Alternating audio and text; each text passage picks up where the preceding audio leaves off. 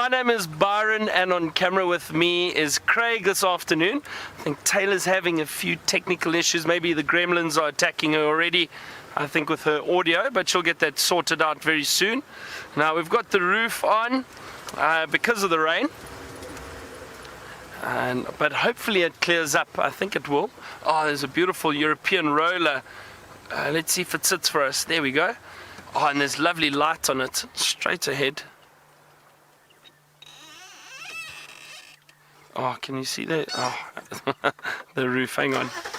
Let's try get you a better angle, Craig. Hold on. What about there as it flies off? It's very difficult with the roof at the moment.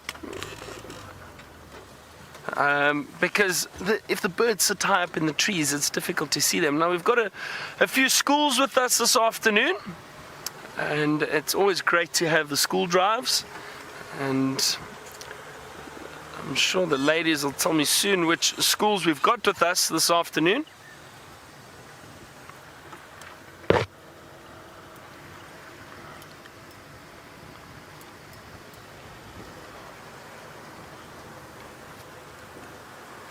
And a big hello to Three Oaks and Shelton Primary.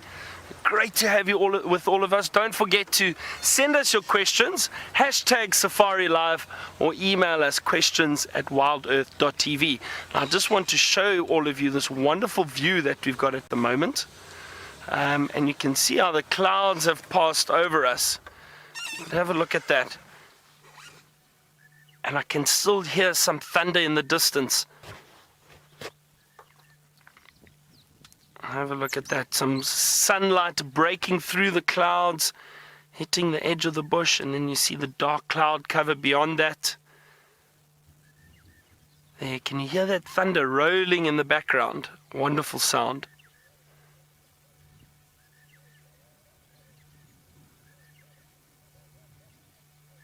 Oh, there's some lightning that just struck in the distance, and it was close to us earlier, but it seems to have moved off just out that way. I wonder if we'll get another strike. It's always wonderful to see the lightning in the distance. As I was saying, the bush is looking very thick and green at the moment, and lush. You can see this long grass, so it can make it a little bit difficult to find some of the small animals, but they are around. We need to try very, very hard to find them. So those of you who have just joined in the schools and that too, I've been away for a few weeks, so it's good to be back on Safari Live, and very exciting. So I don't know what's been out there, or don't really know what's been out there that much. I know there's still been a few leopard sightings, but we're just going to drive around and see what we can find this afternoon. Maybe some interesting little birds. I would love to find some elephants, so that would be great.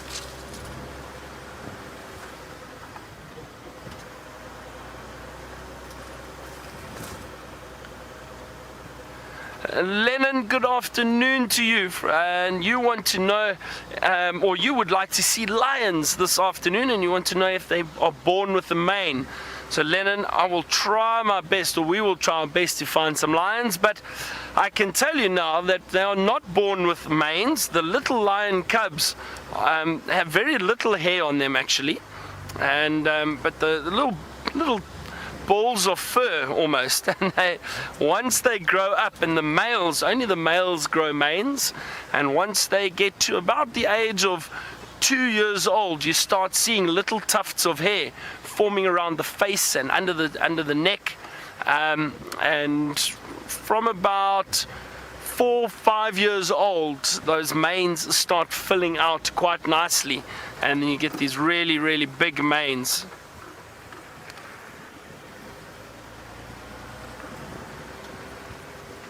It would be nice to see some lions.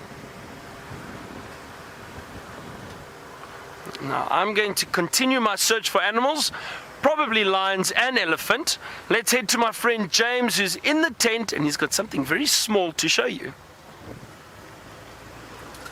Especially the kids at school. school today. I bet you are happy that you're on safari with us today. We've got two very special things to show you.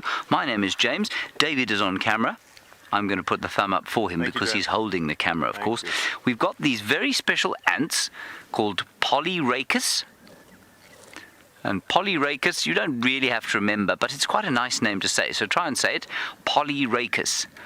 Polyrhacus. 1, 2, 3, Polyrhacus. But Polyrhacus is not alone here. If you look over there, you can see a beetle. Now, I don't know what kind of beetle that is. I've looked in my book, and I just can't see. And David found it just before you guys joined us on your little afternoon safari here.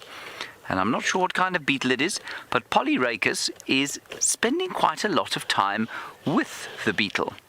Now, Polyrhacus is not a carnivore, which means he does not, or he or she, does not eat meat. They eat only sort of sweet juices and possibly maybe the odd leaf, but largely they look to try and get the juices off of flowers, and they climb up and down these trees looking for little things to eat. So we don't know what that beetle is or why Polyrhacus is trying to spend time with him. Isn't that nice? Now, you like to draw. I bet many of you like to draw. And I like to draw, but I bet that many of you are much better at drawing than I am. I'm really very bad at drawing, but you were discussing with Byron some lions and when they get manes. So I thought I would quickly try and show you what happens and how old lions are when they get their manes. I'm going to put up my little board here. And there we go. I'll just tear this off, and I believe you all said Polyrhacus very nicely. That's very well done. It's not a very easy word to say, especially not when it's quite early in the morning at school. Of course, it's not early in the morning here, is it? It's quite late in the afternoon, and all around us the thunder's going, and the lightning's going, so we have to be careful. All right, let's draw some lions. Now, I don't want you to laugh at my lions. Do you all promise that you won't laugh at my lions? Because I'll be very sad if you laugh at my lions. Here's the first lion. This is a little... Oh, that one doesn't work, does it? Here is a little lion. Here's my first lion. And while I draw them, Cole, you want to know how many lions live in a pack. Well, we don't call them a pack, Cole. We call them a pride of lions. So in a pride of lions here, normally there's 3 or 4 females, lionesses. See how good I am at drawing? And then they've got their cubs. And then the males are not part of the pride, and that's very important for you to remember, that the males are not part of the pride. They don't live with the pride. So the daddy lions live alone with other daddy lions, and so the pride in this area is normally 3 or 4 lionesses plus their cubs. And the pride in this area, we're very lucky, we've got 5 lionesses and they've got 6 cubs. So this is a little cub, and we're going to say that it is, let's say less. That's what that sign means, less than 1 year, okay? And we'll give him a little nose and eyes and a little black tail, because he doesn't have much of a black tail. So that's less than 1 year. Now, this is a male lion, and they don't have a mane by then. It just sort of starts, so we'll just sort of start it off. There we go. And then by the time the lion is, say, 2.5 years old. Okay, 2.5 years. Can you remember when you were 2.5 years old? Of course you can't. And nobody remembers when they were 2.5 years old. It's lost too far in history. See, you can see they start to look a little more cross when they're 2.5 years old. Then they've got a mane that looks like that. They've got hair on top, makes them look a little bit ridiculous. And then they've got sort of hair down here.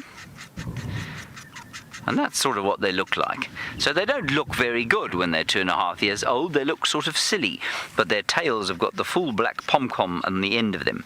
Then, let's say by the time they are more than, that's what that sign means, 6 years old, And that's what our lions, the big lions that we have here, they are more than 6 years old. Well, by then they've got a full mane. And sometimes it goes down onto the back, and sometimes it comes down onto the chest. There we go. It goes all the way around the ears, and it even happens that when it comes under their arms, and when they're big, well, then you've got to be careful of them. We'll give them some teeth because they're very large lions. Now those of course are terrible looking lions, and I bet that all of you could draw much better lions, and maybe your teacher, when you've finished on safari with us today, will allow you to draw some beautiful lions like that. Okay, now the other very interesting thing that we have here, we don't normally have too many animals around, but sometimes we do. We've had elephants walk past here, and buffalo, and bushbuck, and nyala, and once even a leopard. I unfortunately wasn't in the tent when that happened, but if you come inside, I've got something very special to show you. First, I just need to gather a special friend of mine who is living on one of these plants. Let's help me look for him. While I find him, let's go across to Byron, who's got something very endangered.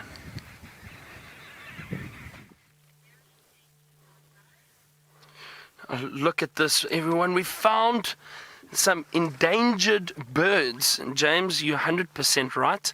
These are the ground hornbills.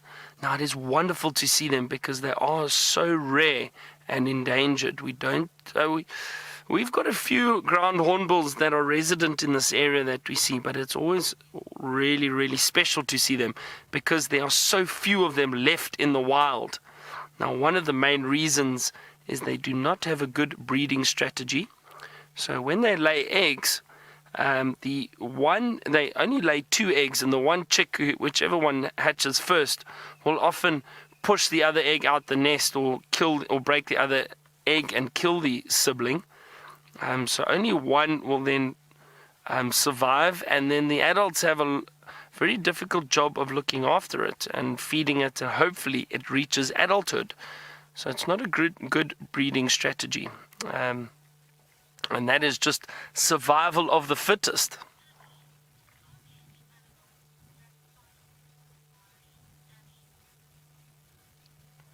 Now it's wonderful to see these ground hornbills up in a tree, because usually they're walking on the ground looking for food, like tortoises or snakes. With those big strong beaks, they're able to kill many different reptiles, and they'll eat animals like that, even dung beetles. Annie, you wanted to know, are there any animals that fight while on safari? Yes, there definitely are. There are many animals that fight, a lot of animals, actually most of them. And one of the main reasons is for dominance. Males especially always want to be the most dominant, so they will fight with other males. For example, some of the antelope species, so like the impala, the big males will fight against one another, use their horns, and they will fight to try and prove that they are bigger and stronger than the other males. So they will fight for dominance. And the lions, we've been speaking about lions. Lions fight a lot, and they will fight with one another also for dominance. So they will attack one another, and that's one of the main reasons male lions have those manes, is to protect themselves from other lions when they are fighting. So if they bite, they don't hurt each other's necks. Now, Evan, you wanted to know something about these beautiful ground hornbills. You wanted to know, where do they sleep? Well, Evan, they sleep up in the trees. They do build nests, but often what they do is they'll try and build a nest in a big hollowed out tree that they can climb into, and in that hollow they'll put some sticks and leaves and build a nest, and that's where they will nest and sometimes sleep. But if they are looking to just rest, they will sleep and rest up in a tree, just like they are doing now. Those are very, very big birds.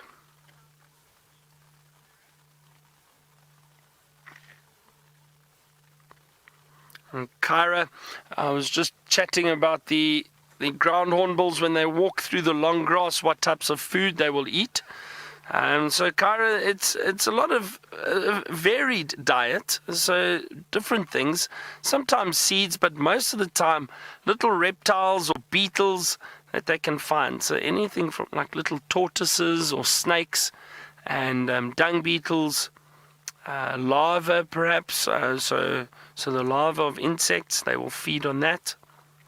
And those beaks are very, very strong and powerful, so they can break the shell of a tortoise quite easily.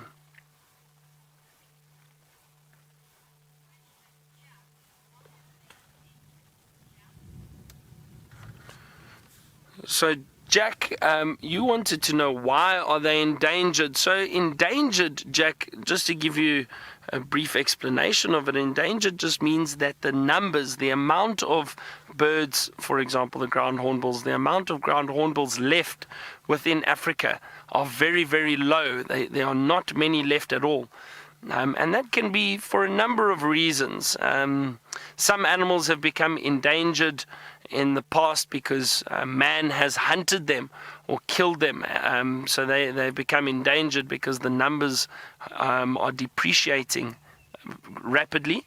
In this instance, the ground hornbills are not very successful at raising young. Usually it's only one young chick that will reach adulthood, and it takes a very long time for that chick to reach adulthood. So that is one of the main reasons why they don't do very, very well and why they have become endangered.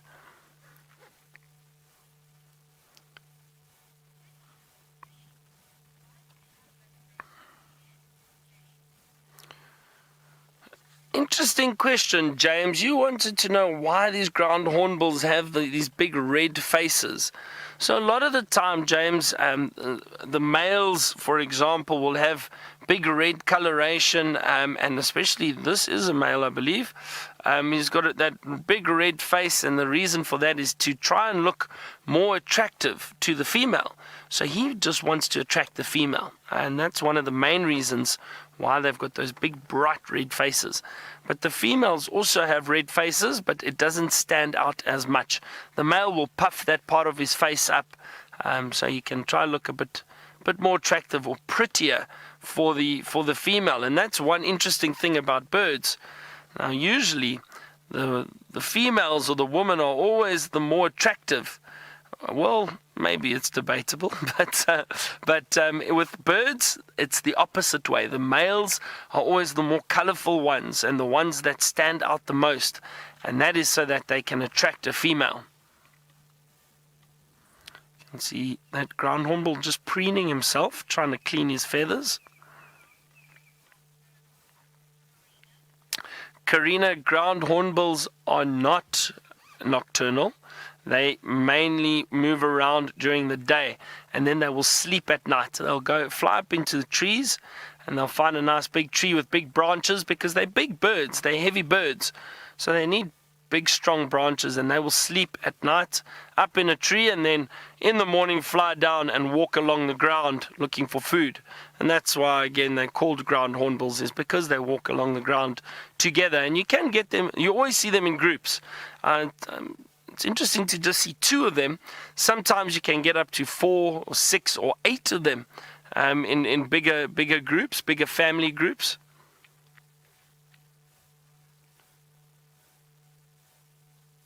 They're kind of hiding in the leaves at the moment. Isabella, I don't know if these birds could hurt us.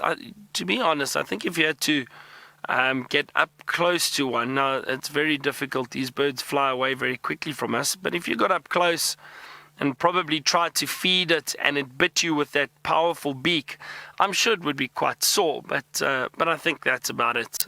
They won't do any serious damage or cause you serious pain.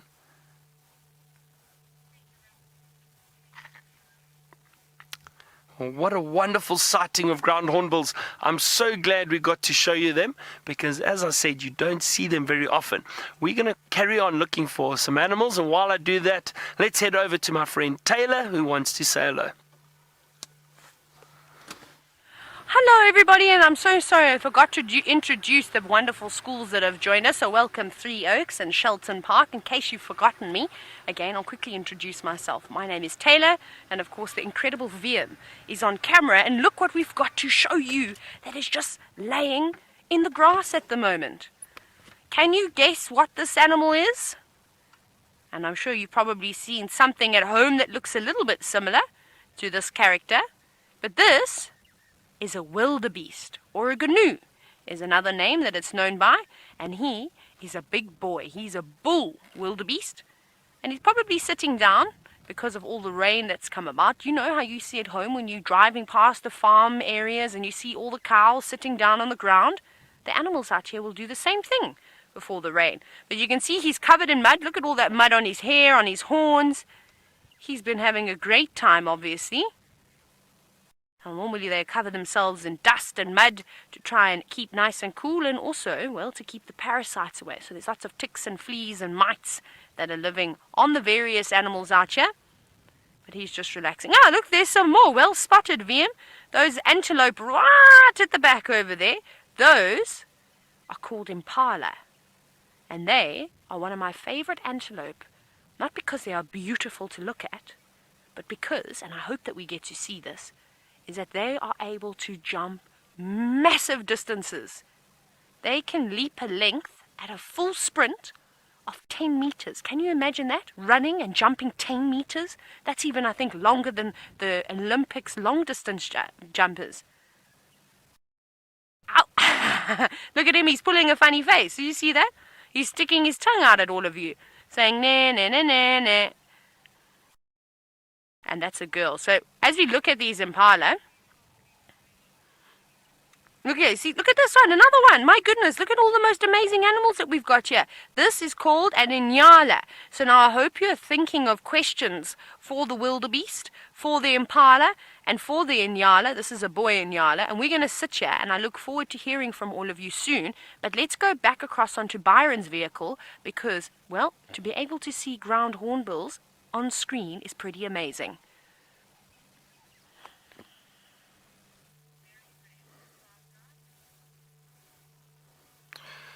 It is indeed rare, Taylor. Thank you. So I was just thinking, and I heard that there's still a lot of questions about the ground hornbills. So keep asking away, and I'll try and answer all of them for you.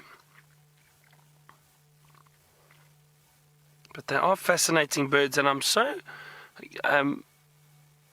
what's the word? So happy to see them. I'm so happy to see them up in the trees and staying around, because usually they do move off quite quickly. Tristan, they do fly.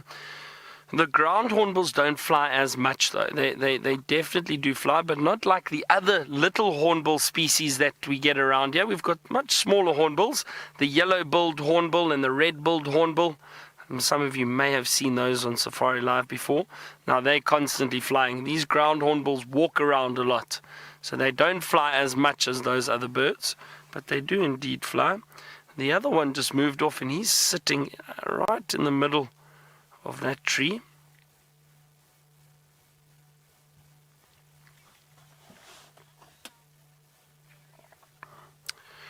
Jordan, I'm not sure how many ground bulls are in this area. I think there are only a few hundred left within the Greater Kruger, so not many at all. But I'm not entirely sure. In this area that we are in, there's probably, to be honest, I don't want to guess, because I think I would be wrong. So I'm not sure exactly, because every now and then we see a family, and then we see a new family, different family in another area, and then they disappear for a while, and then we see them again. So it is difficult to actually tell exactly how many there are.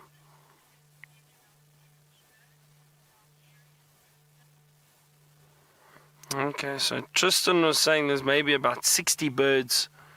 Things about 60 or so within the Sabi Sands area. So that's not the Greater Kruger. So that's why I'd say maybe there's only about 100 or between 100, 200, maybe a bit more in the Greater Kruger. but within the Sabi area that we are in, Sabi Sands, maybe only about 50 or 60, which is very few birds if you think of it for ground hornbills.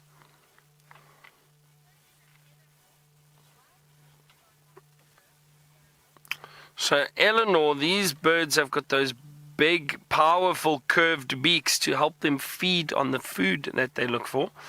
And as I was saying, some of the, they do walk around and try and hunt tortoises and reptiles like snakes. So those big, long, curved beaks, those strong, thick beaks, will help them to be able to kill these different species of prey that they feed on. And also, if for example, if they try to catch a snake and the snake turns around and bites the beak, it can't harm the bird. So having a long, thick beak it will definitely help the bird if it is hunting snakes, for example.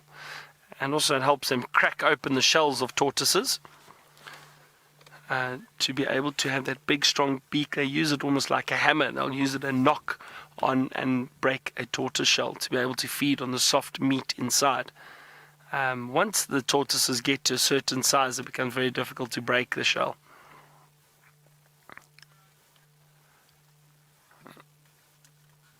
I'm just going to see what these birds do for a little bit longer, but while I do that, Taylor has found a variety of different animals she'd like to show you.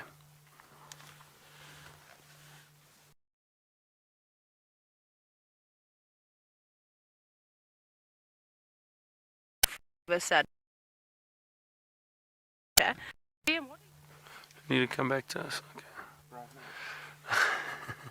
All right, so I think Taylor's having some technical issues, unfortunately, but that'll get fixed. I think it's probably because of the weather and the lightning and that around. Those birds seem to have moved off a little bit. We're going to do the same. Let's carry on. Stick with me, and let's see what we can find. And maybe we'll find some animals along the way. While I do that, actually, James is still in the tent. He's been hiding from the rain. Let's go see what he's managed to find. I found something very special, everybody. As I said, I had a friend sitting on one of the leaves there. And I'll show him to you first here. See? He's a caterpillar. And he belongs to something called an acria, which is a kind of a butterfly. He's now crawling on my hand. Isn't that disgusting? Ooh. It's not really disgusting at all. It's perfectly fine. Now, I don't know if you've ever seen one of these things, but this special piece of equipment here is known as a microscope. And I'm sure that you've used a magnifying glass before, maybe once or twice. Well, a magnifying glass is one way of looking at something more closely, as are a pair of binoculars, but the microscope does an even better job. Have a look at this.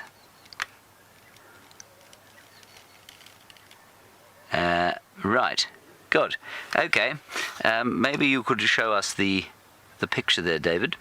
Yes. There you are. Look at that, everyone. There we go. Isn't that wonderful? He's crawling away. Let's put him back under there. Come on. There we are. Now, he doesn't like to be too much with us because he wants to go outside and play. Well, of course, most of you would want to go outside and play as well. Look at those spikes. Those spikes help him to defend himself when something like birds come along and want to try and eat him. Birds love to eat caterpillars, and that's why they have to either be very cleverly disguised or camouflaged, or they have to have those sorts of spikes on them. See, he's trying to get away. We'll put him under once more. There we go. And then we'll put him outside on a tree. Now, Avi, you say, why does it have horns? Well, it doesn't have horns. These are spikes. You can see they're not horns. They're sort of like spikes. Horns, of course, would come out of its head, but it doesn't have those. So let's put him back outside. There we are. Here he is. And I'm going to show you the plant that he lives on. He lives on a plant that's known as Waltheria, and Waltheria is a very special plant because it only comes up at this time of the year, and it's one of the very last plants that survives all the way to the time that we have winter.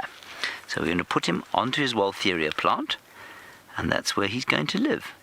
And look, he's got a friend. He's not even alone. See? There's his brother. Or sister. Or just friend. I'm not sure. Difficult to say. Right, so that's the caterpillar of the acria. Then, every time, at this time of the year, if you sit down in a piece of grass or in amongst the flowers like this, you will find something interesting. And I've just found something else. Look over here. This is a bug. Oh, it's flown away.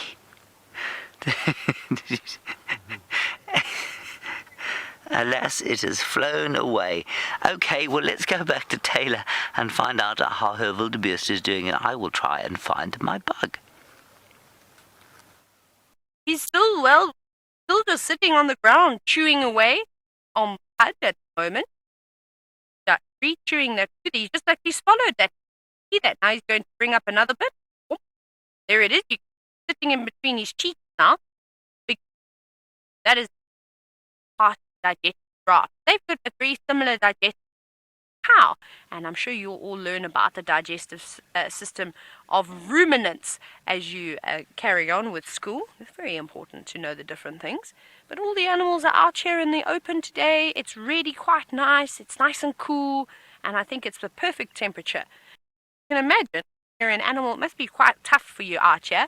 You can't put on a jersey, or you can't go and stand in an air-conditioned room if it gets too hot. So I think that today, a little bit of a breeze, it is perfect out here. But isn't he cool? But he doesn't even care that he's here, and he's sitting quite close to the car. And I suppose as he's also ruminating, look, he's got his eyes closed. So it looks like he's having a little bit of a siesta too, while he has all the different animals around. Oh, look at that, VM. Can you see that gland just below his eye? It's amazing. Now, Victoria, you're wondering if female wildebeest have horns. They do indeed. Both of them do. Though the girls' horns are a little bit thinner than the boys, but they're actually quite difficult to tell apart. So another thing you can do, other than just looking at the horns, is that if you look at their bodies, and it would be better if he was standing up, Victoria, but we'll just have to deal with our model. He's not very cooperative.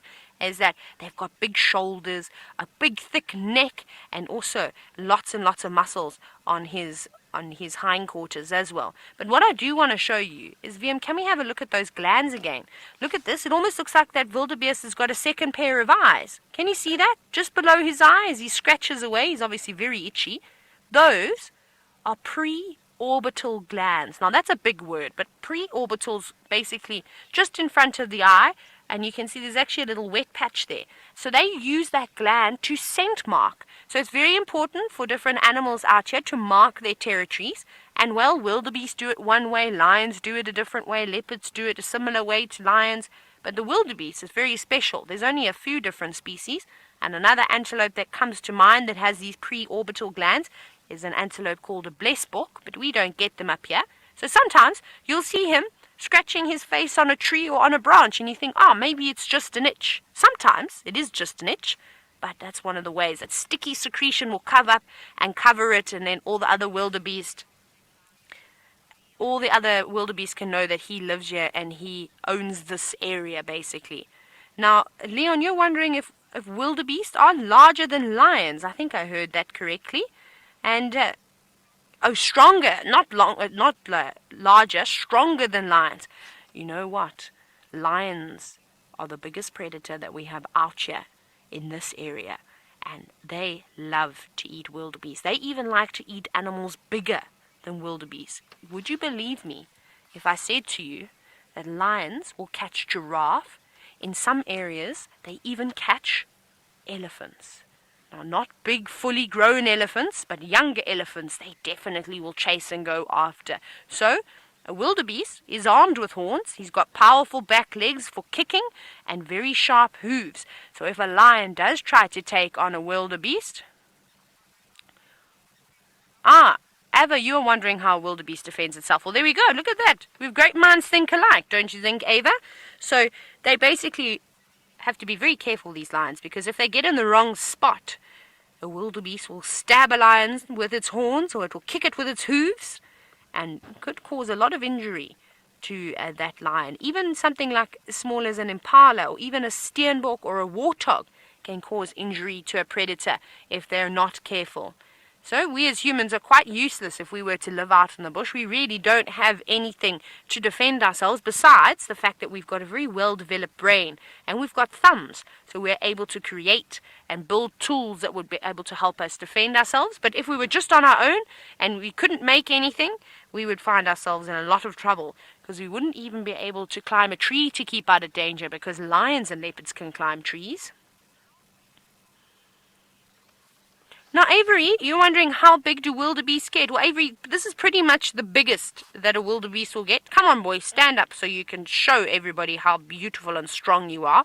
So I would say a very big wildebeest probably weighs about 500 pounds, maybe a little bit more than that, but I wouldn't say anything more than 500 pounds. So it's quite a big animal. Not quite as big as a horse, but maybe the size of a pony.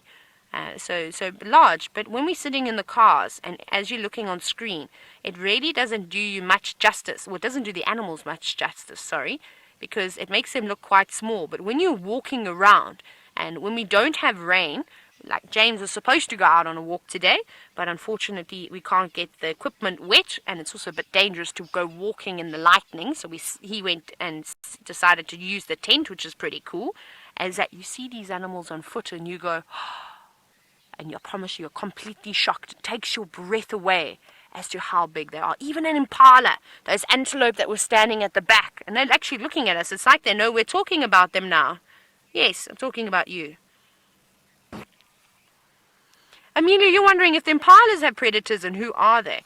Now, Amelia, impalas are actually one of the most important antelope species that we have out here in Africa because they are actually the prey of many different animals. So, lions, leopards, hyena, cheetah, wild dogs, you name it. Even for the little ones, for the baby impalas, the lambs, that's the word we use to describe a baby impala, big eagles, a tawny eagle, a martial eagle, they will come down and they will snatch up the young lambs. Can you believe, now I'm going to tell you something, and I know this sounds ridiculous, but you've got to believe me, baboons will even eat baby impala. Can you believe that? So they form the diet of many, many different animals out here. And that's one of the reasons, one of the very many reasons as to why they are so important. And it's also one of the reasons why we're so lucky and why we see so many different leopards. Because impala make up a huge portion of a leopard's diet. And there are plenty of them to go around.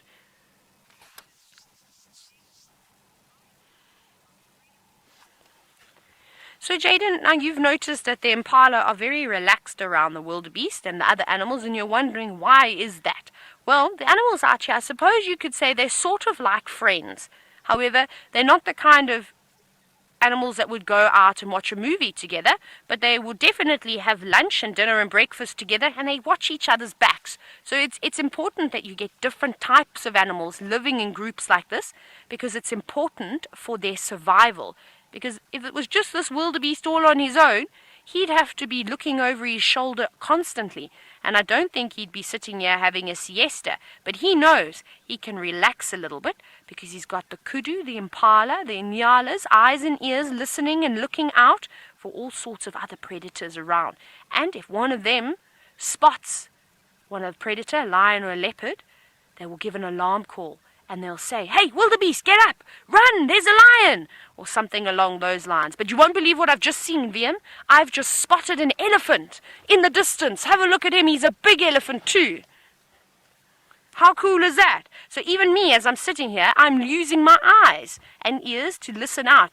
How excited are you to see a beautiful big animal? To see the largest land mammal in the world in the distance. Should we get a bit closer, Vian? Oh, hang on. Let me show you before we go there. Look, our wildebeest is up. Now you can see how big he is compared to the impala that are in the background. You can see they're much smaller than him. Look how big and strong he is. Thank you, big boy. We've been asking all afternoon, and finally. Let's see. Now he's just itchy. You see, he's just scratching in between his horns with that tree. He doesn't have any hands, and you saw him try to use his foot earlier, but he's not very flexible. He's not very good at yoga. Now he's rubbing the gas. Look at that. Now you see how he was every now and then after he scratches, he still rubs that gland on top of his horns. On top of his horn, he rubs that gland on top of the tree, and that will leave a sticky secretion. So essentially, he's also marking his territory. But trees make for a great scratching post. Let's quickly go to this elephant because I don't know where he's going to go, and I'm worried he's going to disappear. But he's going to come out in the open. So hold on tight. We're racing over there, because you won't believe how quickly a big animal like that can completely disappear, and it looks like he's about to start running. I wonder where he's going. Let's go and see.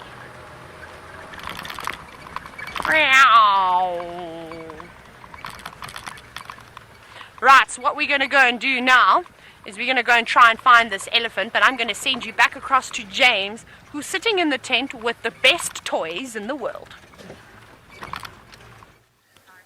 I'm not sitting in the tent, actually. I'm sitting on the ground because outside, when I put my caterpillar friend here, I found so many other things. And the first thing I found was something quite nasty called an assassin bug.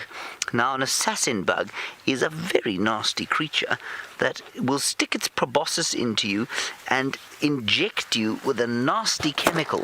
Now, I don't know if he's maybe flown away. Oh, here he is, David. Oh, I just need to be very careful, otherwise he might stick his proboscis into me. Can you see everybody? My hands are very close to him. Can you see, David? Yes.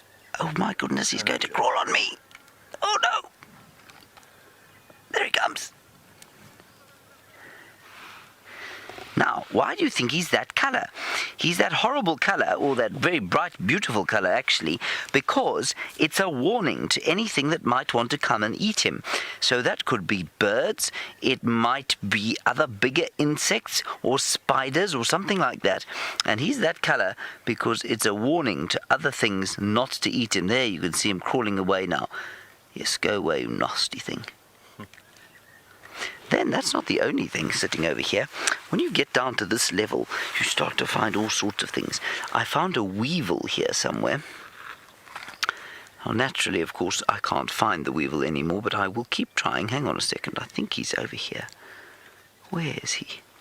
Here. Ooh, yes, there he is. I can see him there. If we look over here. You see there, Dave? Yes, I see him.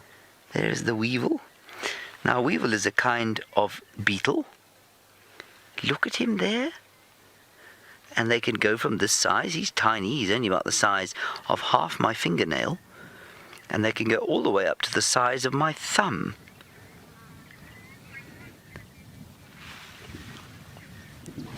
And Three Oaks Elementary School, you're wondering if I call this insect David. No, this insect's name's Ian. Ian the insect. In fact, David is on camera. He is filming me at the moment. And that's who I'm talking to. So when I say, can you see it, David? I'm not talking to the insect whose name is Ian. I'm talking to David, who is the cameraman. There's his thumb, you see. Very, very good. Let's have one last look at Ian the insect.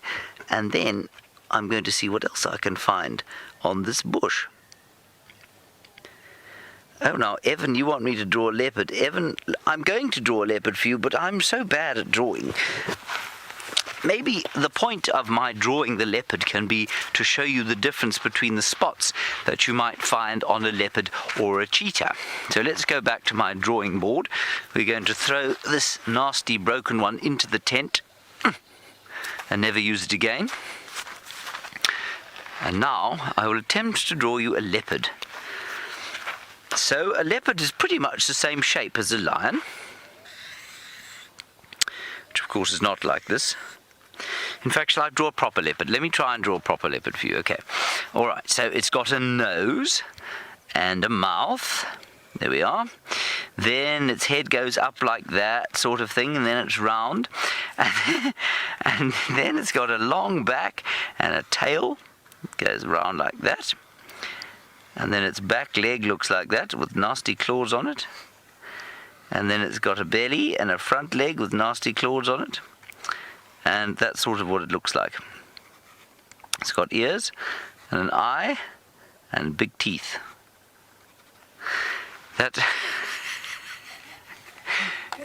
is a gorgeous leopard. Everybody, look, I am a terrible drawer. There's no question about it. But now it's got spots, and it's got spots all over here, normal sort of spots on the head. And then once we get away from the head, Evan, it starts to have these what we call rosettes, which are groups of spots like this. See? Sort of 5 or 4 in a little circle arranged together, and all over the body the leopard's got these rosettes. And you know what, some people think I'm joking when I say I can't draw. You can see I really can't. And then in the middle of these spots they've got a little sort of orange piece over there, and I don't have an orange koki with me. And so if you ask the difference between a leopard and a cheetah, one of the major differences, I'm not going to try and draw a cheetah because clearly I can't even draw a leopard. It looks a little bit like a lizard, I think. The difference is that a cheetah has got those sorts of spots all over its body. It doesn't have those rosettes. All right, everyone at school, I think that you should ask your teachers right now if you can go and draw a lion, a leopard, and a cheetah, and I don't think that they should look anything like the ones I've drawn for you, okay? So I hope that you are allowed to do that for the rest of your day at school. Indeed, have a wonderful day at school, and we will see you on safari next time.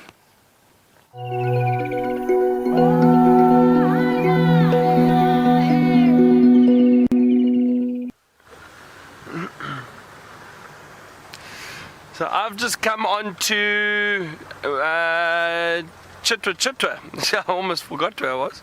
Onto Chitwa, and I'm heading towards the dam. See if we can't find any animals that are potentially in those clearings around the Chitwa Dam. And there we go, some kudu. Oh, lovely. It looks like quite a herd and a waterbuck or two. I'm going to try and get us into a nice position quickly. See if we can see all of them. Wow, a lot of waterbuck here. Hold on. There we go. And the kudu in the background. Oh, sorry. Oh, some females. Hang on, that pole's in the way now. There we go. Yeah, a lot of females there. You can see the kudu running off in the background. And there is a big... There goes. There's the kudu. We'll get a bit closer to them shortly. And there's some impala here. So 3 different species of antelope. Just as I thought, with the bush being so thick, it's nice for them to come out into these clearings. Even though the grass is quite long, there's a lot of good vegetation for them to feed on. There's going to be a kudu crossing in front of us. There it goes. Another female kudu, or kudu cow. Those lovely white stripes and those big ears down the body make it very easy to identify the kudu. Let me just try reposition, see if we can see more of these waterbuck and the impala and the kudu. I'd like to show you the big waterbuck bull. He was just off to the side. Oh, here we go. This is going to be a lovely view, and more kudu coming off. How's that, Craig? Sorry, I just don't want that pole to be in your way. Is that okay? Look, all those waterbuck. There's that big bull with those beautiful big horns, and the kudu in the background.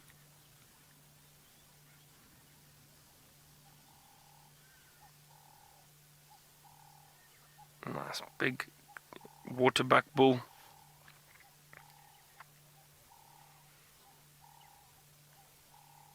And then you can see the Chitwa Dam in the background. Oh, this is lovely. Very, very nice surprise.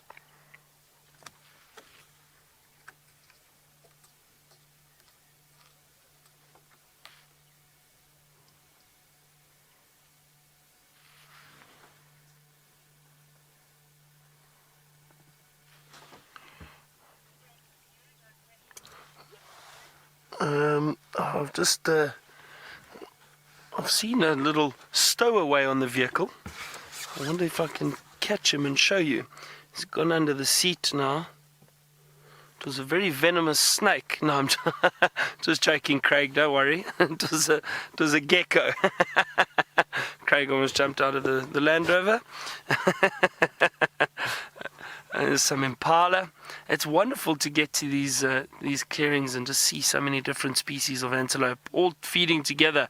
But you might find giraffe and zebra, wildebeest. A lot of animals, these browsers and grazers, the herbivores, tend to stick together, especially in times like this when the bush is very thick. It's a bit better for safety if they can see around in the clearings. Not sure where that gecko's gone. It's run right under the seat. I was hoping to show it to you. A little gecko that's just hiding on the vehicle and catching a little lift with us. I'm going to go down a bit further. Oh, look at the 2 baby waterbuck. Oh, look at that.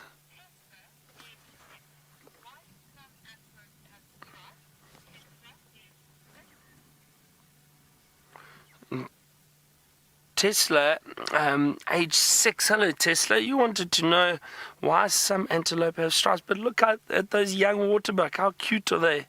Firstly, so Tesla, one of the theories behind the stripes is that it helps with camouflage, perhaps, and perhaps to help break the outline of the body in amongst the trees. That's the main theory behind it.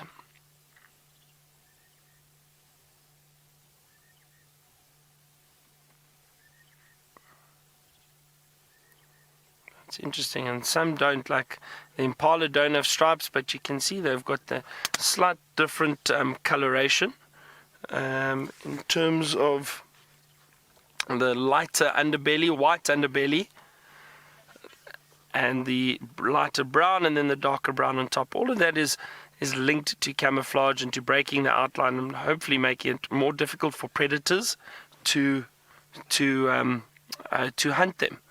Make it difficult for them to see them in the long grass and behind trees and bushes. Now, I'm going to sit here a little bit longer, but Taylor has found really big animals she'd like to show you, and I'm very jealous. We have, look at them. We've got an entire herd of elephants. So we went from that very large musk bull elephant, which I recently just discovered, and he thankfully went darting into the bushes. It was actually quite funny because I found another car driving past, and I don't think they realized he was coming around the corner, but he stood out in front of them and he shook his head, and they all got such a fright. I had a little giggle, but they're fine. They're all right. Hello, girl. VM says this one has got a beard. VM, that is not a very nice thing to say about a female elephant. I think she heard your insult there. And that's why now she's showing you her bottom, and be careful she doesn't let wind go, because otherwise we're going to be in a bit of trouble. But yes, we've got an entire herd of elephants now, and I think that elephant bull's senses are a little bit off, because surely he's tailing a breeding herd to come through and check to see if there are any ladies in estrus, but he's gone the wrong way. But maybe he'll come back. Right, let's do a bit of repositioning. See, this herd has come from, maybe they were around the dam earlier today, I'm not sure, but they have come from Hyena Road, and now they're in between Hyena Road and Inyala Road North, which is a little bit tricky for us, but hopefully we'll get a couple of views here. Now, if you have just joined us, remember this is a live and interactive safari. Here's a little elephant we can watch. So if you'd like to contact us, hashtag Safari Live on Twitter is the way to get hold of us. Here we go. And I'm really hoping that we're going to catch the rest of this herd, because up ahead I can see some branches moving, and it looks like there's a couple of little ones also wading through the grass, which will be nice and exciting. So we'll actually try and follow this herd, and maybe if they continue going a little bit further east, they may pop out on Inyala Road North, and potentially they might end up at Buffelshoek Dam. I'm not sure.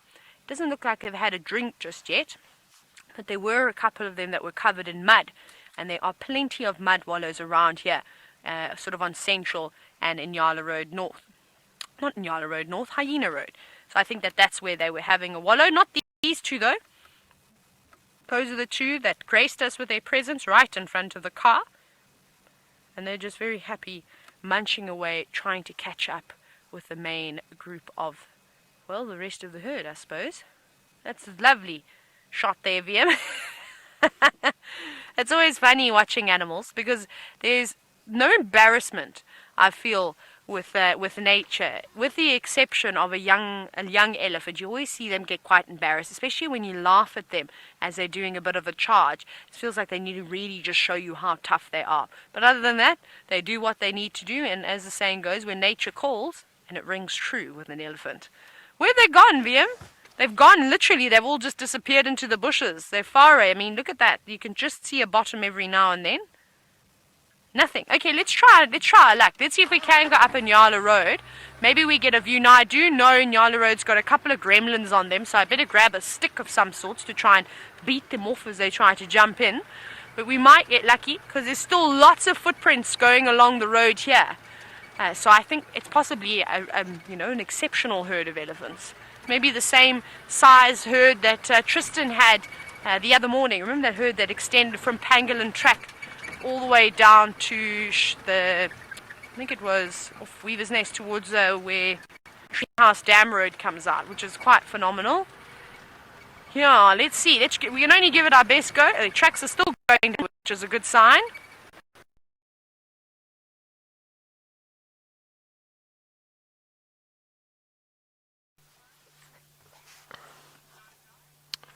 I'm still sitting with all the kudu and these two young waterbuck just off to our left. But we've noticed something interesting. Oh dear, this pole. Hang on a second. Let me just try to move like that. There we go. Pole's out the way. Now look at this. This is very interesting. These two young waterbuck are different colors. The one is much darker, and that one on the right, look how much lighter that one is. Now this is curious, or interesting. I'm curious as to why. Now, just looking at them, if you look, the one on the right is definitely bigger, so maybe a month or two older than the one on the left.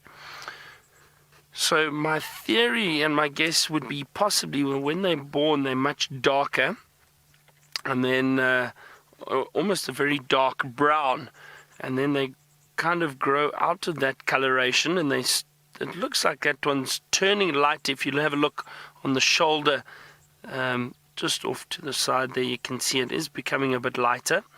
And I wonder if it doesn't then go into that light coloration before it goes grey, like the adults. The adults, we know that kind of light, dark grey. So driving, and this is all linked to your question now. You've asked, is this young waterbuck unusually pale? So I don't think so. I haven't seen enough young waterbuck, to be honest, to tell you. It does look quite a lot paler, but I think maybe it's just an age thing that it's going through and will eventually become grey. If you look at neck already, is starting to become a bit grey. So potentially, you see that? You can see that grey coloration coming through there. And it looks like, if you have a look on the neck, you can actually see, as it turns its head again, the top part of the hair is much lighter, that lighter brown, and then it's grey. So maybe that grey is starting to come through, I think. So I do think that's exactly what's happened here. And there's a tortoise. They found a tortoise. A little leopard tortoise. Oh, that is funny. There's two young waterbuck, very curious, and watching the leopard tortoise cruise past. And if any of you are wondering what tortoises eat, there you can see they feed on different types of vegetation, sedges and grasses and plants. Just a quick little snack and off he goes.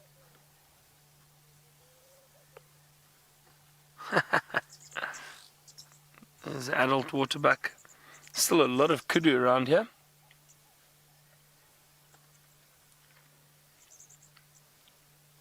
There's some interesting behavior down on the ground in front of us.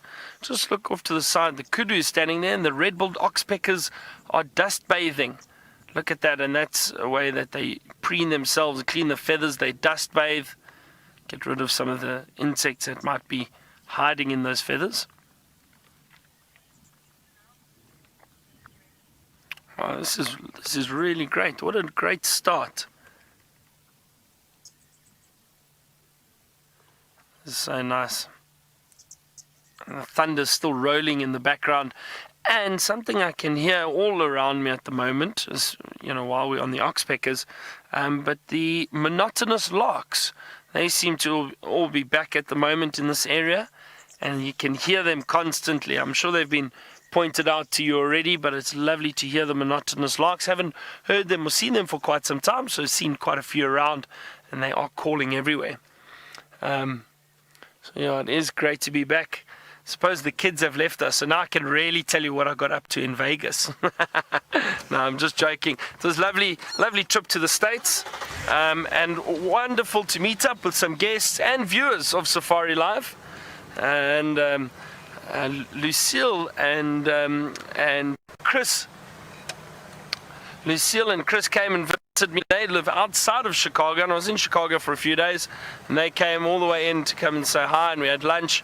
It was lovely. It's so nice to be able to meet people from all over the world, and especially fans of Safari Live, and speak to them about what goes on here and what we do and the lifestyle, and guiding in general. So it was really, really great. And I have now been convinced that I have to be a fan of Notre Dame. That's the big university in the States, and Lucille works there, so I'm a fan of Notre Dame football, apparently.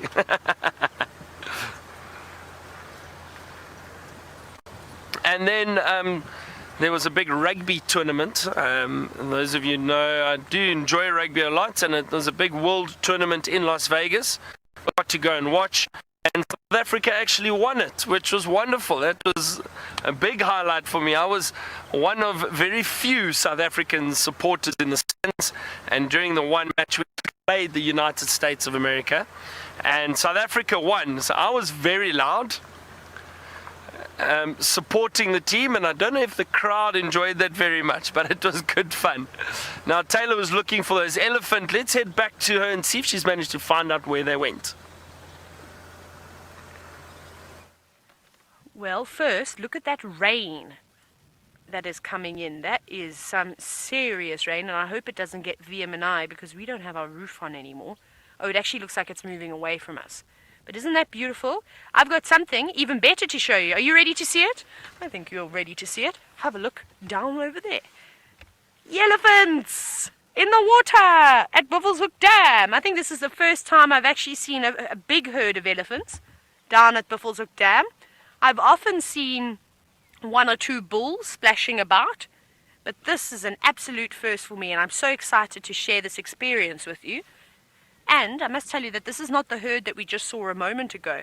I think that the other herd is on their way here too. So you never know, but maybe as this one disappears, we'll get another influx of elephants pouring in, which will be really cool.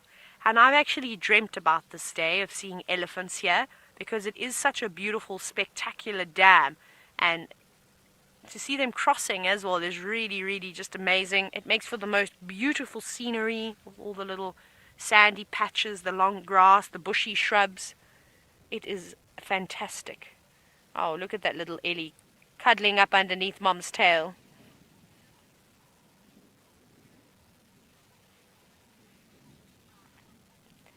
Hello, Charlotte from Port Elizabeth, my hometown. I was just about to say, because it's such a small town, I'm surprised that I don't know you. Anyway, so Charlotte, you were wondering if female elephants have hair on their chin like the males. Now, Charlotte, I wasn't even aware that it was gender specific. Oh, that one just trumpeted at a bird. I think it was a water thickney that upset that little one. Oh, don't be ridiculous, it's just a bird. It's also allowed to have a good time at the water. Throwing a tantrum now. So sorry, Charlotte. No, actually, just a moment ago, I don't know if you remember, the elephant that approached the vehicle and had a smell of us, and VM laughed at her and said she had a hairy chin. That was a female. So I think that it just depends on the individual. Very much as humans, you very often see women that are hairier than men, and so I think the same thing goes with elephants. I've seen an elephant once. It almost looked like it had a wig on its head. It was so hairy. But I also find that younger elephants seem to have a lot more hair on their bodies, whether it's because their skin is still tight together and it hasn't quite stretched or out just yet, I'm not sure. But it just depends. But this is also quite nice. You see how where the elephants are crossing, they're choosing the most shallow spot to cross with the young calves.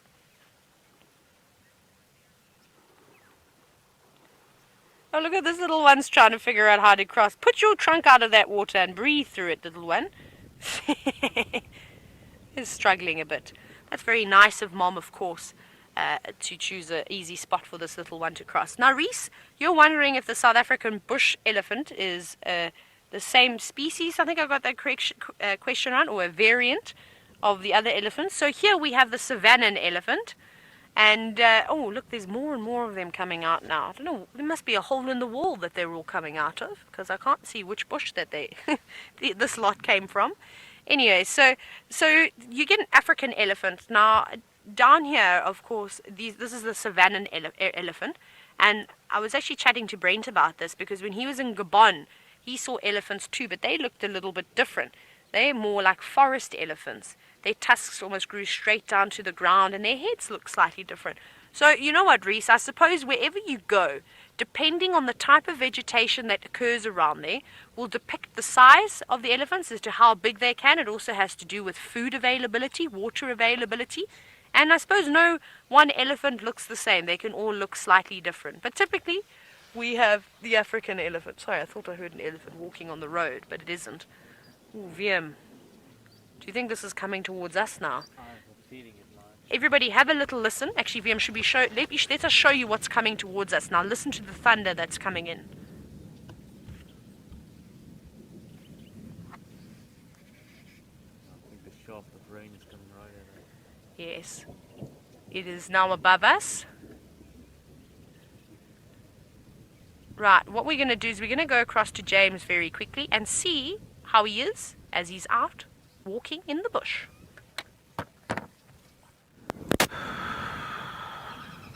We're walking in the bush, and I'm not convinced that it was the wisest decision in the world.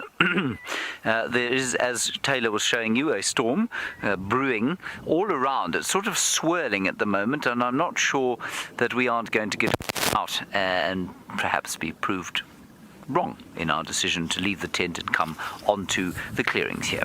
Let's just have a little walk through here and see what's going on. Herberto is just behind us. He's joining us, and I'm hoping perhaps to see one or two elephants. That would be really nice. They've been around here, of course. Perhaps the injured zebra. I don't know if he's been seen this afternoon. I'm pretty sure he hasn't, actually. I think it would probably have. If I suddenly do this, what I'm doing is getting close to David because he's got the antenna coming out of him. No, in fact, I must do the opposite, mustn't I? If I start running away, it's because the lightning's got quite hectic, and I want to be away from the walking lightning conductor. No, don't run after me, David. You just take the hit. You'll be okay. You've got rubber-soled shoes. You'll be fine. I think, what was I on about? I was on about the zebra. I was hoping we might be able to see the zebra this afternoon and see how she's getting on, poor lady. And I don't know if anyone actually went looking for her, and probably not, because of course we started with the kids, and I think that would have been a rather glum beginning to their safari experience. The sight of a zebra's belly almost hanging out of it. Ugh, shame. Anyway, that is the state of play over here. We've probably got an hour of light left if the rain holds off, and so we'll find nice little things around here while we do that. Byron is at the largest water body that we're able to visit, and let's find out what he has in it.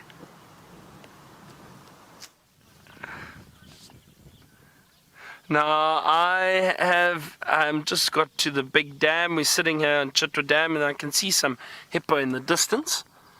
One or two over there. There we go. Some hippo. There was a crocodile lurking around here. I wonder if he still is. Yeah, there he is. But see, I can't believe how full it is. This is amazing. Obviously, there was a lot more rain over the last 2 months, and these dams are so full. It's incredible. Just off to the left, Craig, if you keep scanning, where we saw that crocodile on our way in, straight there, you can just see his head sticking out. There we go.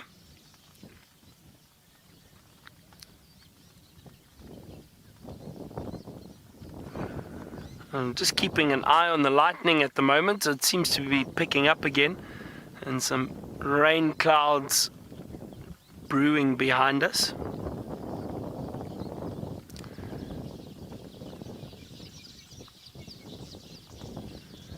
A lot of buffalo weavers and weavers around at the moment in all these trees. A lot of weaver nests. There goes the red-billed buffalo weaver. So there's a lot happening here still at the Chitwa Dam. And I thought so, but I must admit, I did not expect it to be this full. This is wonderful to see. Now the other weavers I can hear off to our right. As Craig scans, you'll see them a little bit further right, Craig. Sorry, a little bit further right. Keep going. Keep going. There we go. Look at all those nests. So those are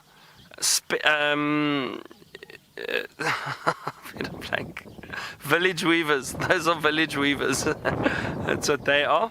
Those beautiful yellow weavers, but the village weavers build their nests in a specific way, and they usually build them above water and in communities like this. So those are all village weavers. You can see them building those nests. It's amazing how they weave those baskets.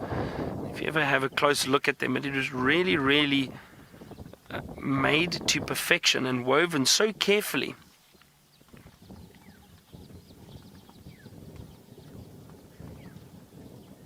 And they are beautiful birds, those yellow weavers.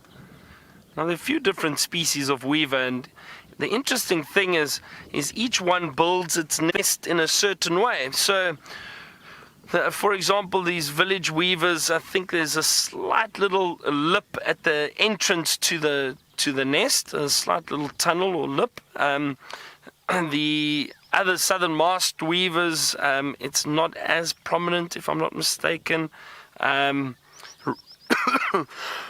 Excuse me, sorry. The red-headed weavers build these beautiful nests with these long tunnels, long entrances that the birds use to gain access to the nest. And I'm just scanning around. Hang on a second, have a look what's happening off to our left here. Sorry, I'm going to leave the weavers for a second. Let's just have a look off to our left. All those antelope have come down to drink. But now that crocodile isn't far from them. So this could be interesting. I wonder if that crocodile will react. The crocodile just went under. Now, this could be very interesting. Excuse me, I've got something stuck in my throat.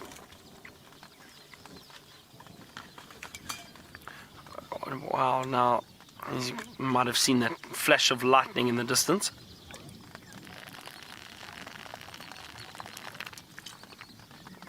Yeah, there's quite a bit of lightning around us at the moment. Let's just sit here for a few more minutes. Let's just see. Wow, you hear that thunder? Now that crocodile's raised its head again. So, I don't know. And the crocodiles, I haven't seen... I've only seen the crocodiles in this area very few times actually feeding on antelope that have come to drink. But it doesn't happen very often that I've seen it. But they do also drag their kills down under the water.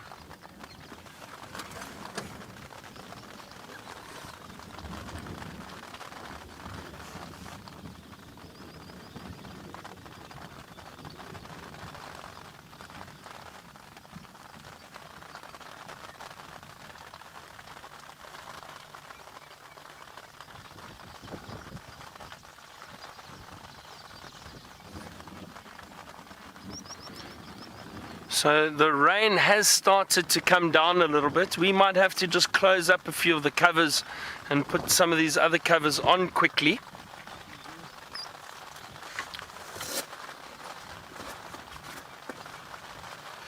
Okay, what I'm going to do quickly is we just stick with us. We're just rolling down some of these covers behind us. You're right there, Craig. Do you want to put that one on? Good. Okay, I'll sit here for a few more minutes. just worried. You know what? I'm going to move a little bit from here. And I'll tell you why, is because there's a lot more lightning around us. And I'm a little exposed out on the dam wall.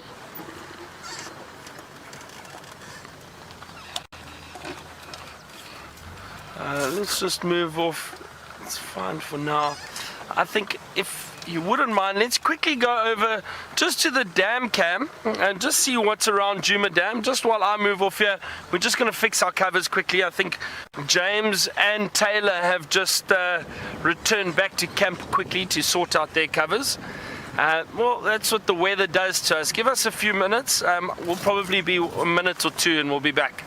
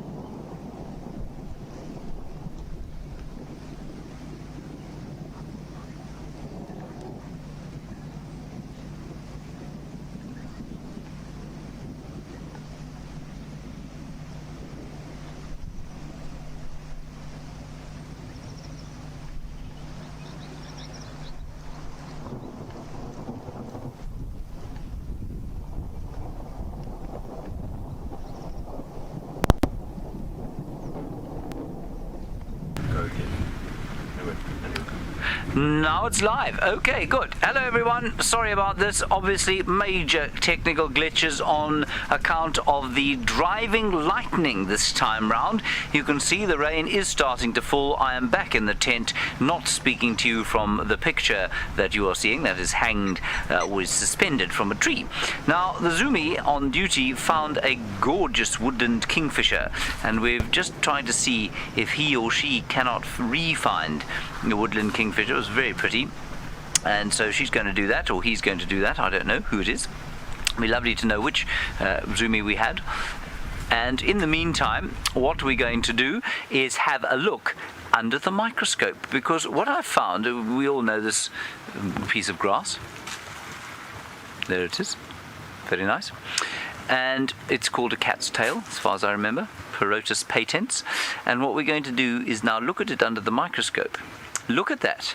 What we have there, now you're going to have to look quite carefully, is the grass, the stalks, the anthers, the awns, which are those beautiful purple things, and then if you look very carefully, there's a spider's web, and then if you look even more carefully, inside the spider's web is a spider.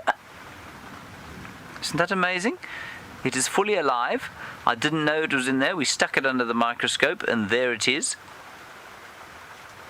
And it is not, it was doing a little bit of moving earlier.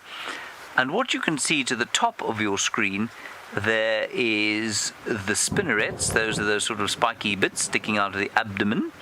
And you know what, it's so small, I can't actually point to it. Let me try and see if I don't. No, I'm just going to push it, you see, if I try and bring, oh, there's my pointing stick. So that there, the top end, that's the back side that you can see. And then the front end would be to the bottom of your screen, and I'm just going to move it slightly to see if we can't get a little bit of movement from the spider so that you'll believe that he's alive or she's alive. I suspect that this cocoon, which is, it's not strictly speaking a cocoon, but I suspect that the sort of casing that it's made for itself is to protect it from the elements. Now I see that our woodland kingfisher is back. No, it's gone. The Zoomy refound our woodland kingfisher, and I'm afraid it is now flown away. Anyway, let me show you how small this thing is. Well done, Zoomy. I do apologize that it flew off very, well, not very confiding. There we are. It's in that tiny, tiny little silken sack that the golden spider lives. Isn't it lovely? I'm going to try and do this now. James, you want to know which flower out here has the most specialized pollination technique, or strange one? James, I would go with something like a, I'm just getting another angle on the spider. I would go with something like a carrion plant which smells disgusting. It smells like rotting carrion, and that in turn attracts flies, and the flies then somehow gather the pollen on their backs, fly off to another carrion plant, and that is how the carrion plant is fertilized. So in my opinion, that would be the plant that is the most interestingly pollinated. I can't think of anything else that is particularly amazing, except any fig tree. In fact, fig trees, I think, are completely astounding. Every single fig tree out here has got a wasp species that is unique to the fig tree. And without that wasp species, the fig tree cannot breed, and without the fig, the wasp cannot breed either.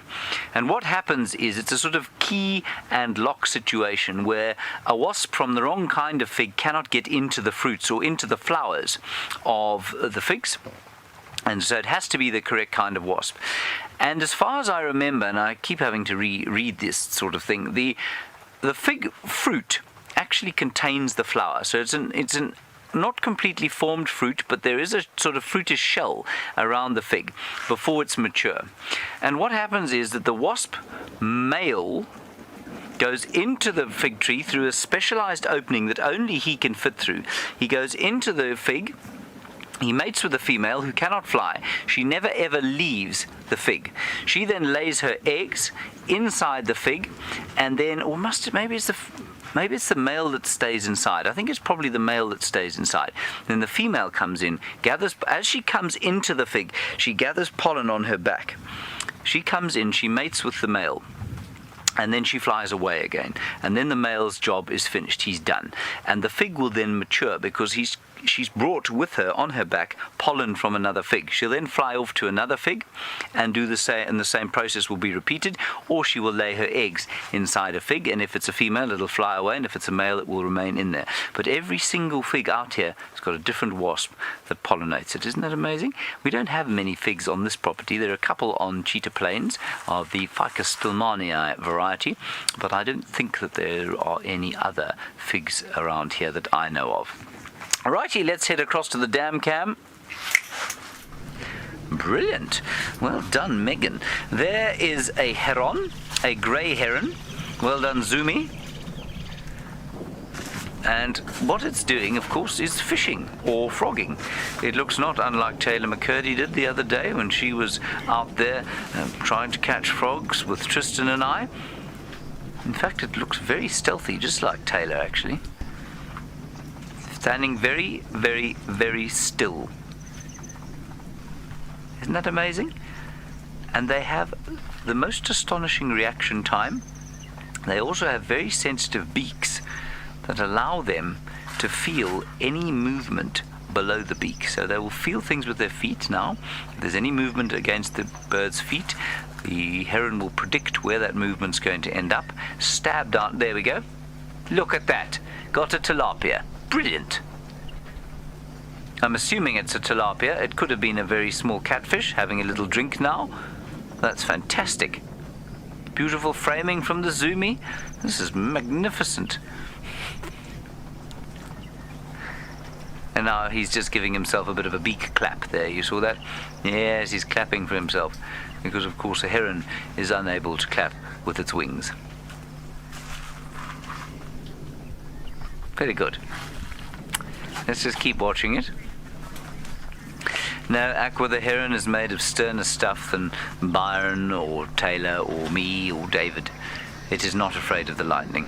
You can see even with that tall neck, it's not even vaguely afraid of the lightning. Now its head. Oh, another great frame from the Zumi there. Well done. And now it will go in search of another fish or perhaps another frog.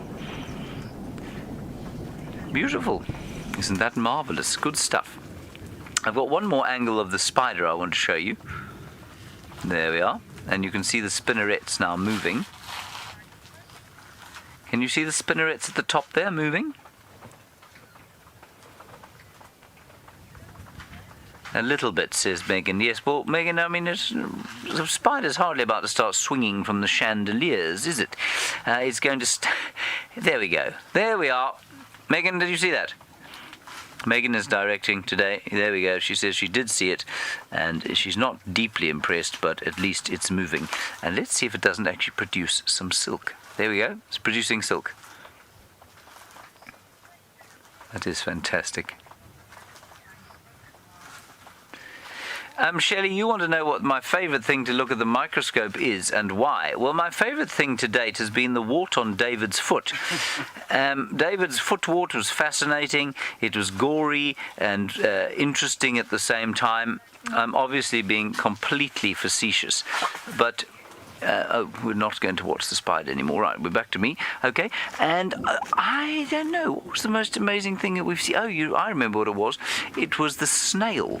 It was that banded snail, single-banded snail that Steph found for us, and I watched it for a long time with Brian, I think it was. We spent a long time watching it. There were two things, actually. It wasn't with Brian. And it crawled all over my hand, and it was incredible to watch the different ways that it moved. And then the other thing was with Brian. It was a caterpillar eating acacia leaves, and we watched it for about 25 minutes, munching away at the leaves. It was the most fantastic thing to see. So those are the two favorite things that I've ever seen under the microscope. Good. Right, well, I suppose that the spider has outlived its use. No, it hasn't. And so we'll go and look at it there again. Now, Rachel, you reckon you see baby spiders in there. Well, that's not impossible. Let me change the focus slightly to the back No, I don't see. Ooh, maybe. Top left, maybe. Top left of the nest there. Yeah, maybe that's a baby spider. Let me bring the focus back to the front.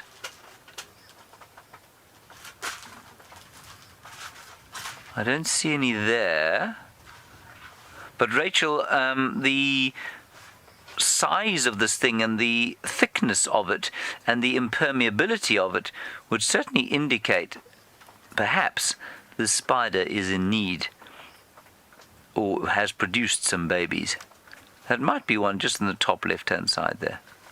But I don't think so. I think it's part of the grass. Anyway, I think that's just gorgeous, wonderful stuff. Good. David is being very funny, you can see. David, when did you become a comedian? Oh, don't know. Was it today? Yes. No, good. It was today he became a comedian, everyone. Ha ha ha. Now, Taylor, who has returned from the lightning, has brought us something to have a look at. Well done, Taylor. I'm back as the fossicker. I'm here. She says she's back as the fossicker. You can have a look at her. She will wave at you while I set this thing up under the microscope. Well done, Taylor. She's fossicking around with her pliers. And we have another guest in the tent. There it is. Byron Sarau. Hello, Byron. I do apologise, I got a bit wet and there's a lot of lightning around and I feel like I'm a bit of a conductor with the aerial. No one can hear you, Byron. No one is concerned about your sad sob story about being a lightning conductor. Alright. Apparently they can hear him. Oh, you can hear us. Fantastic. I'll speak louder. Maybe what I'll do is this. Hello, James. How are you? I'm fine, thank you, Byron. How are you? I'm good, thank you. It is good to be back and surprisingly good to see you. I was equally surprised to see you. All right, continue, James. Right, we have a caterpillar here. I don't know what caterpillar it is. Byron, do you know what caterpillar it It's is? a hairy caterpillar. Oh, thank you, Byron. That's like being in the presence of, what's his name? The guy who wrote the insect book, forgotten. Anyway, it is a hairy caterpillar. Byron, might I prevail upon you to go, that means ask you to do something. May I ask you to go out the window there? There is a box full of brown button spiders. If you could bring it here and in the process not get bitten, that would be wonderful. Thank you. Good. And we'll show Byron our brown button spiders. While we have a look at this caterpillar, let us cue the microscope. There we go. Well done. Excellent. There it is. It's possibly the most beautiful caterpillar I've ever seen. It reminds me of a tiger. Doesn't it remind you of a tiger, David? Yes. Which of course reminds me that I'm going to India on Sunday. Ha ha ha ha ha. That will be fun. Hopefully I will see something slightly larger and tiger-like than this caterpillar. Now, most of the caterpillars, of course, we really do struggle to identify to species level, but I'm going to tell you that this caterpillar is sitting on Crotalaria spherocarpa, and if we get Veronica Root's book, which unfortunately I do not have with me here, I've left it back at the camp, we'll try and get that at some stage, she mentions a butterfly species that likes to eat this plant. So I'm going to definitely try and find out what that is in a little while. Good, come back here, we have something else to look at. Byron, are the spiders in there? They are indeed, James. Have they hatched? I risked my life. I know. You did. That egg sac is not hatched. No. Do you have any idea how long the incubation period is? Because I do not. I have no idea, James. I do apologize. Now the problem here, Byron, is that there were two of these things in here, and now there seems to be one, which means that the other one is somewhere around. And so before we have a look at this, we're just going to look underneath on the off chance that it is about to crawl onto my lap and then down my pants, which would be very unpleasant, wouldn't it, Byron? Yes. No one wants to be bitten by a brown button spider anywhere. Good. Right, well there it is. And it is quite a beautiful spider, also known as a recluse. Now, it's easy to identify because of that obvious little hourglass-shaped bit of red on the abdomen, which actually the black widow in South Africa does not have. So it's only the brown widow. And then also, if we look at the egg sacs down below there, David, can you see them? They're those little things that look like stars. Yeah. We can hold it like that for you if you like. There we go. Please excuse the gorgeousness of this, box. And that is unique. Those are unique to Lactodectrus geometricus, which is what the spider is. But they've been there now for, I'd say 4 or 5 weeks. And they don't show any signs of hatching into vicious little spiders. So I'm not sure that they're going to, but we'll carry on leaving this thing like this. And it is a perfect habitat for this thing. Now, time-lapse, you're wondering where I'm going in India. We're going to Kaziranga in Assam, which is in the foothills of the Himalaya. Not the Himalayas, Byron. Thank you very much. Be careful. Pleasure, James. You'll be all right, will you? I'll do my best. And then we're going to Bandhavgarh, which is in Madhya Pradesh. Yes, Madhya Pradesh, which is in the middle of the country. So those are the 2 places we're going. And, I mean, the idea is to go and see if we can find some tigers. And just to assess the possibility of doing this sort of thing in India. David, what are you laughing at? It's just very casual. What? Finding the tigers. Well, we're going to try. Yes. Oh, I'm very excited. Why do you get to go and I have to stay here? Because, Byron, you don't get to go because you have a safari business. Yeah, fair enough. Otherwise, obviously, we'd send Byron. Okay, good. I'm going to now allow Taylor to come in here and talk about... Oh, she can't. She doesn't have a microphone on. Taylor, would you mind fetching Veronica Root's book? Yeah. It's in my box. And a mic. I'll bring mine. And a mic. Okay. Now, I'm going to show you something very secret under the microscope.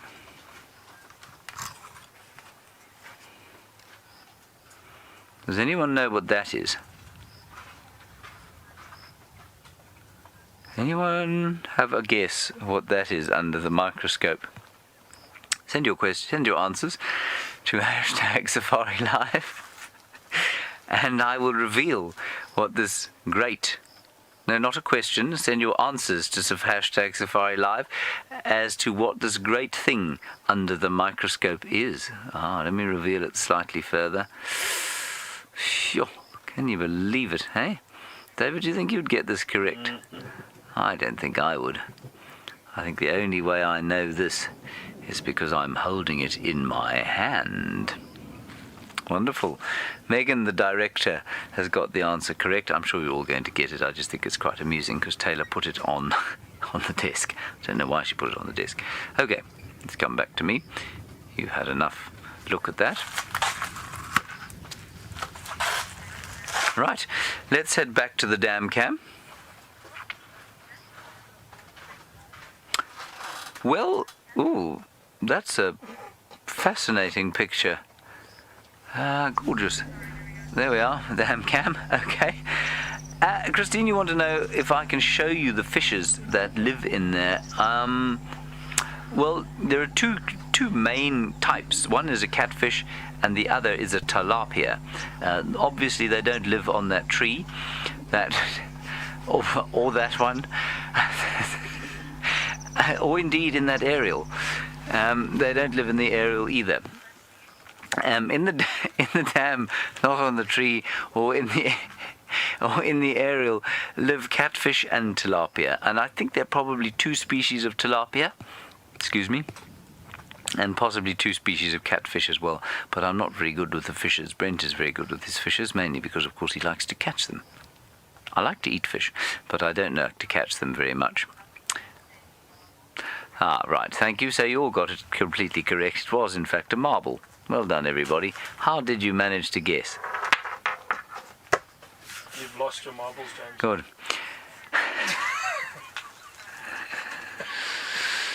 Byron says I've lost my marbles. He's now laughing at his own joke, obviously. Tanis, while you watch Byron laugh at his own joke, you want to know about whether or not they have any strong conservation projects in India. They have many. They have a number of really fascinating creatures, but the main focus, of course, as it is with Africa, you look after the keystone species and everything else seems to follow. Huge conservation of tigers, that's the main one. It's the Bengal tiger. It's one of the subspecies of many subspecies of tiger. It's the biggest one as far as I remember from my sort of readings. And then they've got interesting things like the one-horned rhinoceros, and where we are going, it's the most prolific or the easiest place to see the one-horned rhinoceros. That is in Kaziranga in the Assam province. I feel like I'm being stalked. Not a very good stalker. Mm-mm. Here we go, James. I'm going to go and find some elephants for us. Are you? Yes. How? Because there's a big herd on There's an the elephant. track. There's an elephant on the dam cam. I'll go find a herd. Wonderful. There we have a gorgeous elephant. I think Byron, are you going out again? Yes. I think, Right, the guys are going out again, which is excellent news, because then you don't have to listen to me waffling away for the next hour and 8 minutes and 37 seconds. Right, so we'll watch those elephants coming down to drink despite the inclement weather. You can see they're very dark, of course, on account of the fact that it has been raining on them. And I was reading again today about their skins and how they are most certainly not waterproof. And yes, they do get a little bit inundated with water, but not severely so. And the fact that they are swimming indicates that it is in fact still very, very warm at the moment. Now, I have retrieved this book, thanks very much to Taylor McCurry, who's about to go out again. It could be that caterpillar we saw, interestingly, could be the moth called the beautiful tiger, which, given the colour of the actual caterpillar, is very possible. So that's maybe there. Is known to occur there. Yes, the moth is orange and yellow with blue-black markings, not common, blah, blah, blah, blah. Or it could be one of the blues, except I think it's too big for one of the blues. Or the Barker's smoky blue. No, I don't think it's any one of those. I'm going to go with a tiger, a beautiful tiger moth. Very lovely. Oh, the elephants are now swimming. This is fantastic. So that shows you how hot it is at the moment. Annette, you say, are there more females than males on the property? Well, let's count them. Taylor is one female, and I'm assuming you're talking about the elephants, so let's go with the elephants. I think you'd find that in the Greater Kruger National Park, yes, there probably is a slight skewing of the population towards females, and that is hilarious.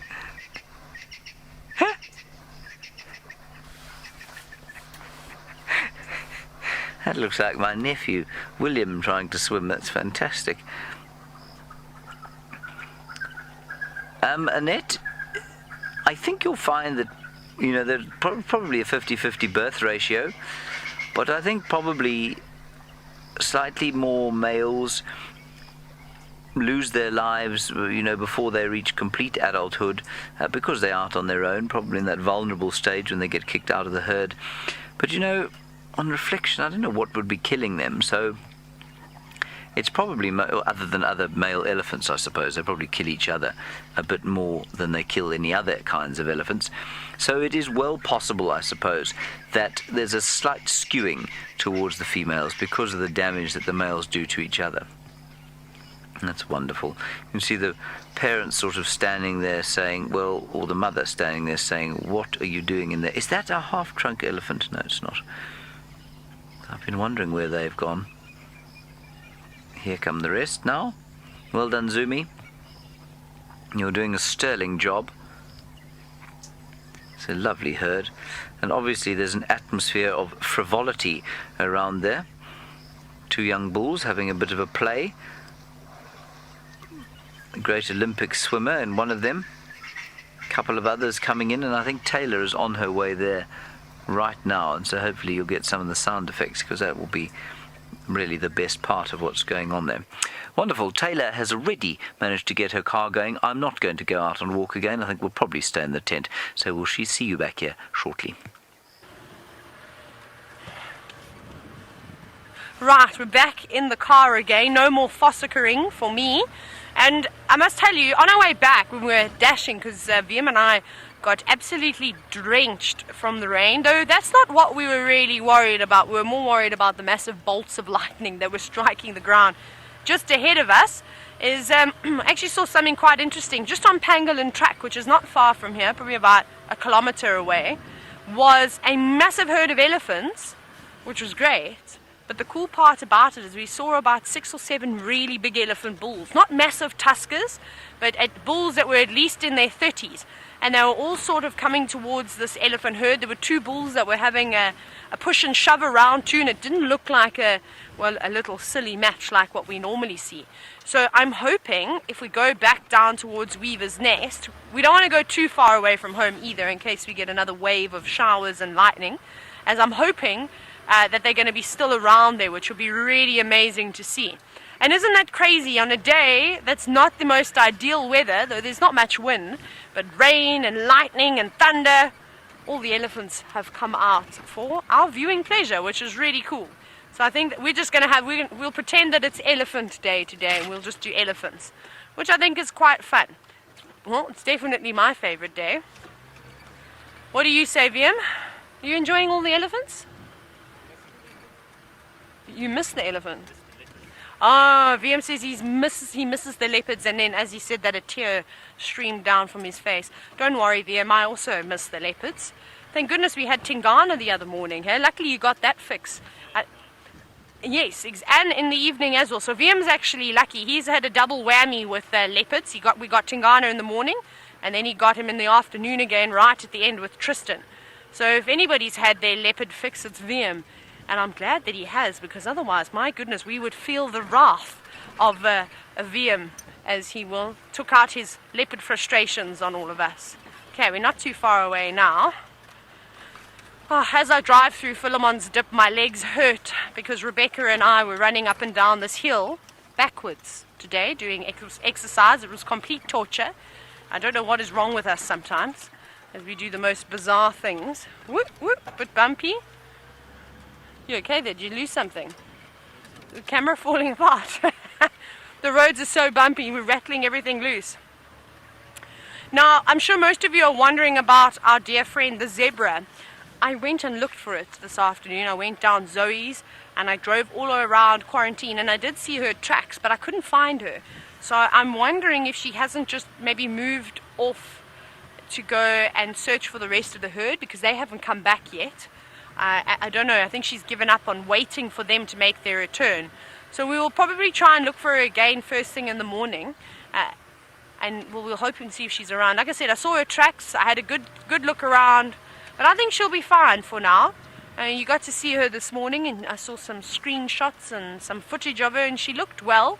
I'm just glad to see that she's still trying to eat. That to me is a really, really good sign, because if an animal is really sick and injured, the first thing they do is stop eating. So the fact that she's just gone, oh, you know, this is a little bit painful. My goodness, I can't move very well, and I've got a few gashes on my leg. And of course, well, missing half of her flesh or her skin on her stomach, which is not great. Okay, so I'm just quickly concentrating. Right, they were walking this way. Let's go check a little bit further down the road. And oh, look who we've got walking down the road in front of us. But I think she'll be all right. I think she's fine. Let's keep positive. Let's say that she's not going to get eaten by lions or hyenas, and she's not going to get an infection, and she should be okay. We have got a monster of an elephant bull in front of us now. I think this is the one I saw earlier. We'll just stop here. My goodness, he is big. He is a tall elephant. And first things first, just as I'm looking at him in this sort of dying light, secretions from the temporal glands, and I think I can see wet behind his back legs, which means that this boy is in must. Yes, there we go. You can see the wet patches. So we won't be getting on his bad side today, but he is so tall. You know, we often see elephants that are really massive in size, sort of around the shoulders, around the midsection, a big head, a trunk as thick as my entire body. But you don't often get to see them that they're so tall like this. So this is actually really interesting. Like I said, when we first passed through, all the bulls were pushing and shoving. There were 2 that were having a particular big battle. And I can hear the breeding herd just off to the left. So I wonder if he's come through already and settled it down and chased the boys away, because the other bulls we saw weren't as big as him, and they definitely weren't in must. You might not be able to hear that. He's listening. You see how he stopped, how he's smelling? But there were some elephants probably a couple kilometers from here that were screaming and shouting, maybe down towards Twin Dams. So that's what he was just listening to there. Now, of course, that doesn't really demonstrate how good an elephant's hearing is, because I was even able to hear it. And, of course, it was a loud trumpeting sound. It could have actually even just been a calf trying to suckle and Mom saying no, one throwing a tantrum. But who knows? But he definitely took some interest in that. He hasn't, like I said, I don't know if he's gone in already, but the rest of the herd is probably about 50 meters from him. No, I'm not going, like I said, when he comes down towards us, we're going to move out of the way. Hello, big boy. I'm just going to give him a bit of room because we've got the camera to zoom in on him. We don't need to get close to him. Hello, big chap. He's not a small elephant. Right, this is so cool. And he's got very uneven tusks. His right tusk is sort of growing towards the ground and his other tusk is growing out. Now, we're fine, of course, if you are worried about this elephant bull coming towards us. He's just walking. And like I said, there's just no need to agitate an elephant bull when he is in must, because his temper is, a lot shorter than what it normally is. Elephants are very tolerant creatures, especially because of their size. I think that they know that there's not many things out here that will really bother them. How cool is this? And he's not showing any threat signs either. He's just like he's being that time. He hasn't decided to go into a trot. I'm going to stop actually right here. Oh, this is my favorite. Look how he's curled his trunk. Now he's picked up into a bit more of a... That's a typical must bull walk. But he's not charging us or anything, so don't panic. I'll let you know when to panic. When I start going pale and my knuckles are clenching to the steering wheel, that's normally a good sign. But what I'm hoping is going to happen is he's actually going to go past us, and then we can carry on. We can go and view the breeding herd. Let's see what he does. He stopped again. Some thunder, rumbling in the distance.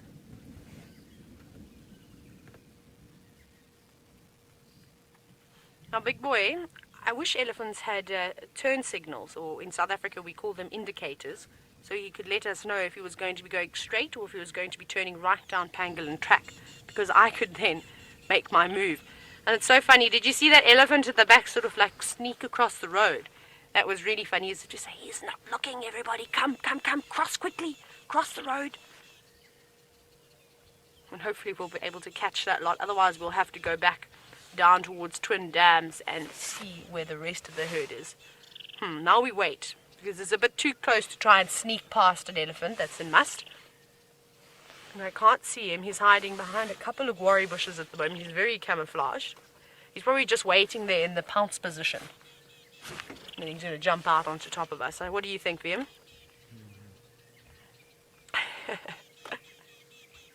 Right, we're going to wait for this bull to just move off the road a little bit further before we sneak on past and follow up on the rest of the herd. But I believe James as well, he's busy doing all the narration today. So let's go back across to James as the dam cam narrator. I love the facial expression that Taylor pulled there. That is a magnificent elephant bull she's looking at. Okay, let's go across to the dam cam. It's getting pretty dark out there, but the elephants are now having the best possible time. Look at them having that wonderful swim. All of them now have given up on any source of or sense of decorum, and they're all lying about in the mud, enjoying an early evening swim before supper. And who says that adult animals don't like to play? There is no possible reason for them to be doing what they're doing now other than for fun. Oh, look at them. Now, my grandmother, we've had the same question from Tormented Zombie Owl, that's quite interesting. You say, can elephants get bilharzia? Well, when I saw that question, I thought, good grief, I doubt anyone's ever looked to find out, so I did a bit of research. And they can. they can get bilharzia. Now, bilharzia comes in more than one type. I mean, you get 4 or 5 different, probably 6 or 7 different types. And elephants, Asian elephants can get 1 or 2 types, and African elephants can get 2 types as well. So that's quite interesting. I'm not entirely sure which types they can get. And for those of you who don't know, bilharzia, or schistomiasis, has nothing to do with being a schizophrenic. It's got to do with a worm that has 2 hosts, a little bit like a malarial parasite has 2 hosts, one of which is human beings, and the other of which is a snail. And from those snails, you can get infected by the worms, which then get into your liver, and they can do some fairly nasty things to human beings. I suspect you'll find that these elephants have got a natural resistance to it, and so they might feel a little bit down for a couple of days, but then they're probably okay. And they're probably, many of them, if they can be infected, they probably just carry it. And, you know, it may recur if they're feeling very weak. Look at that one backing up there. And of course, if you don't want to get bilharzia, this is the kind of water you need to try and avoid.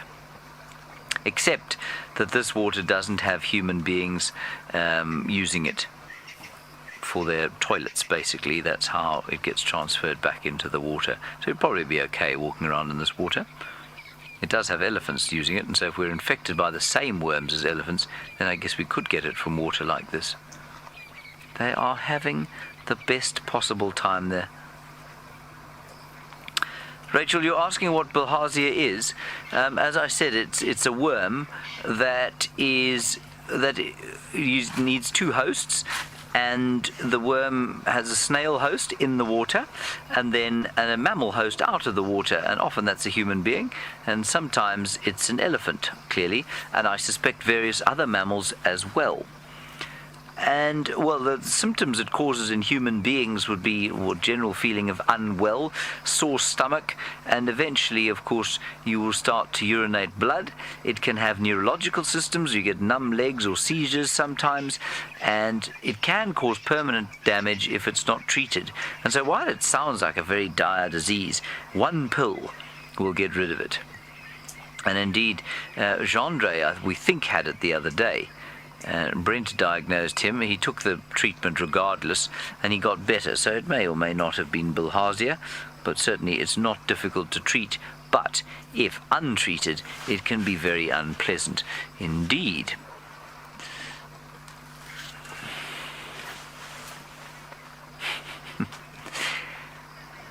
Rebecca in Australia, you say that you would like to go swimming in there. I must confess I have exactly the same feeling until I actually think about getting in there with them.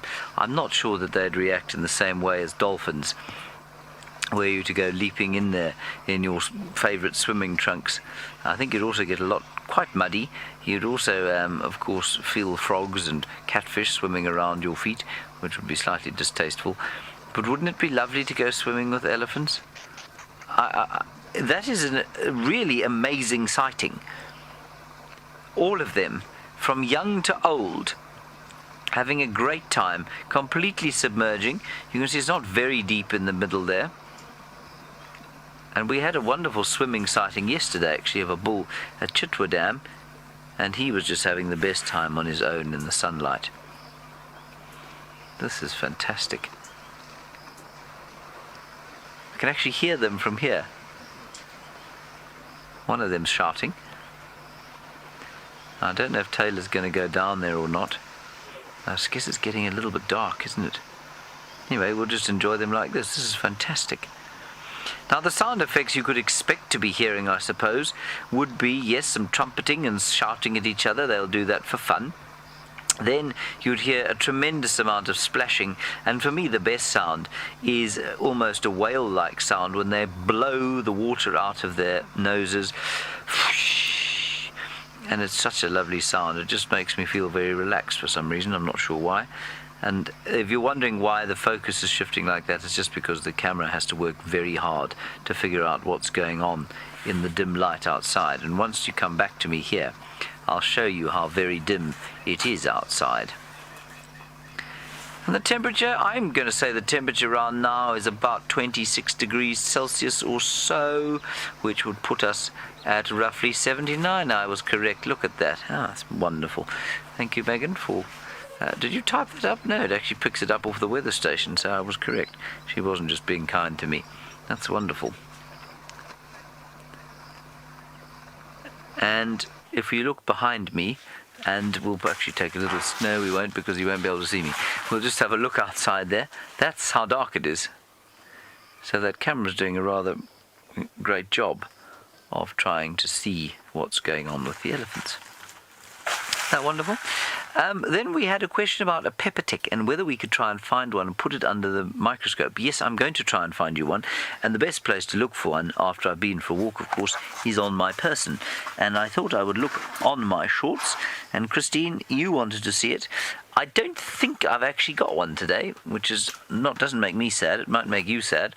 Let's see if we can't find something. No, that is from Panica Maximum.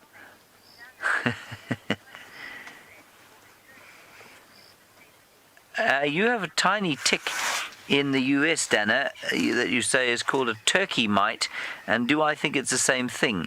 Dana, I suspect very strongly that it isn't the same thing. I think you'll probably find that all of your ticks are slightly different species, but of course they do have similar effects. So these are all bits of Panica Maximum that I was lying in earlier. Let's go across to this side of my short pant. No.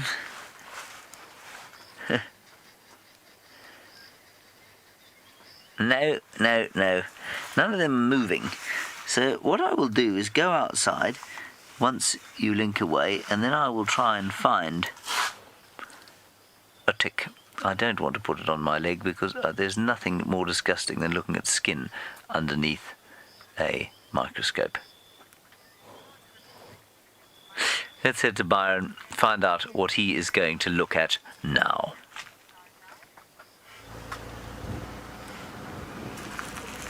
The same radio.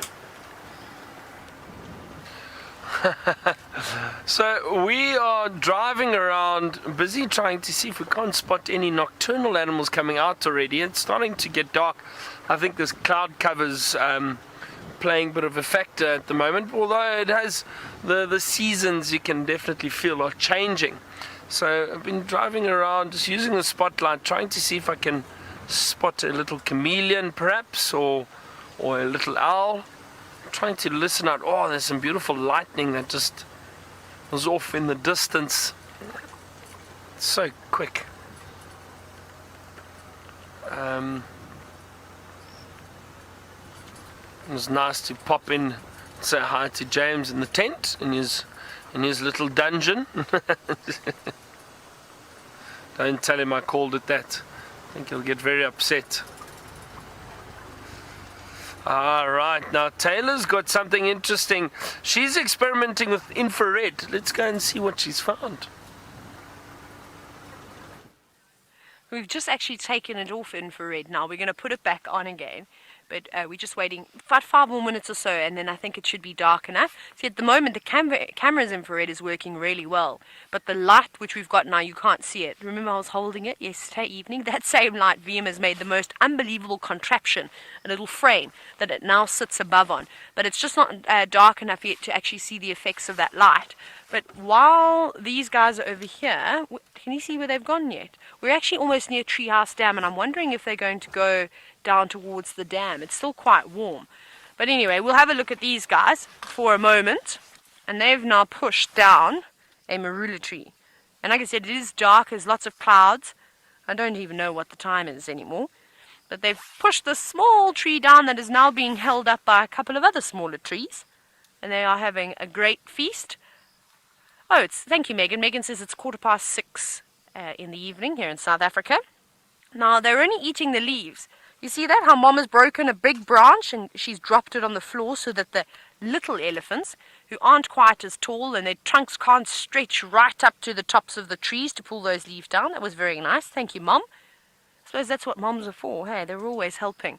And you can even see these little ones are desperately trying on the right to reach up. Here we go. Come on, big girl, stretch up. Look at her using her entire trunk. No, don't pull that little branch. Pull a big branch down so you can share with everyone. No, she's just helping herself out. Maybe if she can reach that one. Come on your back legs. Ah, there we go. Now she'll pull that entire thing off. Look at the strength in her. And she's really not even trying at the moment. She's just sort of trying to twist it and wiggle it. There we go. Almost whacked her offspring on the head, but that's all right. Elephants are tough, I suppose. There we go. Lovely. Now you might see the little ones all come around her, as we saw just a moment ago. Yes, there comes a little one to the side. I think these were the lot that were screaming. And that I had said to you when we were watching that big elephant bull, he'd stopped doing what he was doing and traumatizing us. There we go. Now we're in infrared now, so you get that sort of greenish tinge. So I think this was the lot, some of the youngsters playing around. Maybe someone got upset and trumpeted about. Can you hear water, Vian? I thought I heard elephants splashing in water, but I could be mistaken. But how cool is this? Have a little listen to the birds that are now shouting, saying good night to everybody.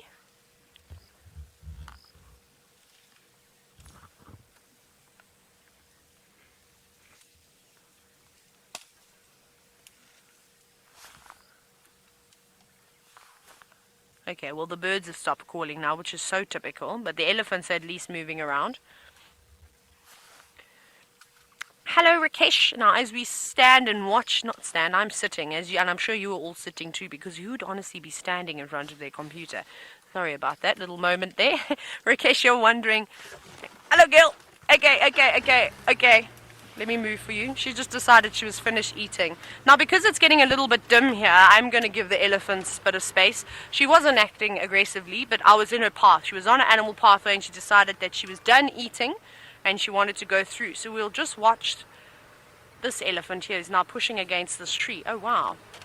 And Rakesh, I'll get to your question. You know me, I'm always get quite distracted. I can never concentrate on one thing, unfortunately. So, Rakesh, you said how many hours a day do elephants need to eat? Well, on average, about 19 hours every single day. So can you imagine standing at the buffet line and just going back, finishing your plate, getting a new plate, going back again, loading it up for 19 consecutive hours? Now, oh my goodness, there's a lot going on. We've got elephants behind us, elephants in front of us, elephants east of us. But we'll be fine. We're okay. They're very, very much relaxed and not too bothered. Oh my goodness, VM, this is incredible. Now, I'm obviously looking on the little screen that I've got here, and it looks like there were more elephants on the other side of the dam. It is, too. I can't believe how much you can see with the infrared. It's not working as it should. Is the light not coming on properly? We're having a bit of a problem with the big light, but it's okay for now. We'll just have to try, I think, keep a little bit closer. Is that right, Fiam? We won't be able, it's not going to be too great if everything's too far away. Let me go up a bit closer again. There's another gap. How cool is this, sir? I love the fact that we're able to now sit and watch elephants in the dark. But this is where you've really got to have your wits about you, and you mustn't get too silly, because even though you can see what's going on, it's quite difficult for us driving in the dark. So you don't want to get yourself stuck in between a herd of elephants. So as the elephants move, we'll move to making sure we've always got escape routes, and not because they're necessarily aggressive and they want to attack us or anything like that. That's hardly the case, but just because you need to make sure that you are safe at all times. Here they go again. We'll probably, here we go, switching over to infrared, and there are about 2 different herds of elephants here. There's one on the right side of the dam, which we'll show you in a moment, and then of course this herd coming in from the left. Elephant City at the moment. Yes, go for a midnight swim, you naughty thing. That's what I'm actually hoping that's going to happen, because I don't know if anybody has ever got any infrared swimming elephant footage. I think that could be a first, and I'd like to be a part of that. Wouldn't you, Viam? Be quite nice. See the naughty. I just hope they don't go skinny dipping, because there's children that watch this show. Can you imagine? That would be very awkward. Right, let's hope for no skinny dipping elephants. They better be wearing clothes. But this is lovely. All the little ones in a row, following mom, eating, which they seem to do all the time. Right, this is really, really cool. I'm actually really just enjoying sitting and listening. I think, you know what we should do is we haven't done enough, and I love to do it, is actually just sitting quietly and just having a little listen. There's birds chirping. You might hear the rain pattering against the rain covers. Let's do that.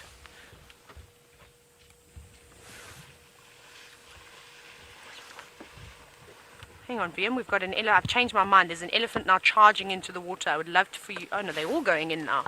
Okay, I'll be quiet, I promise.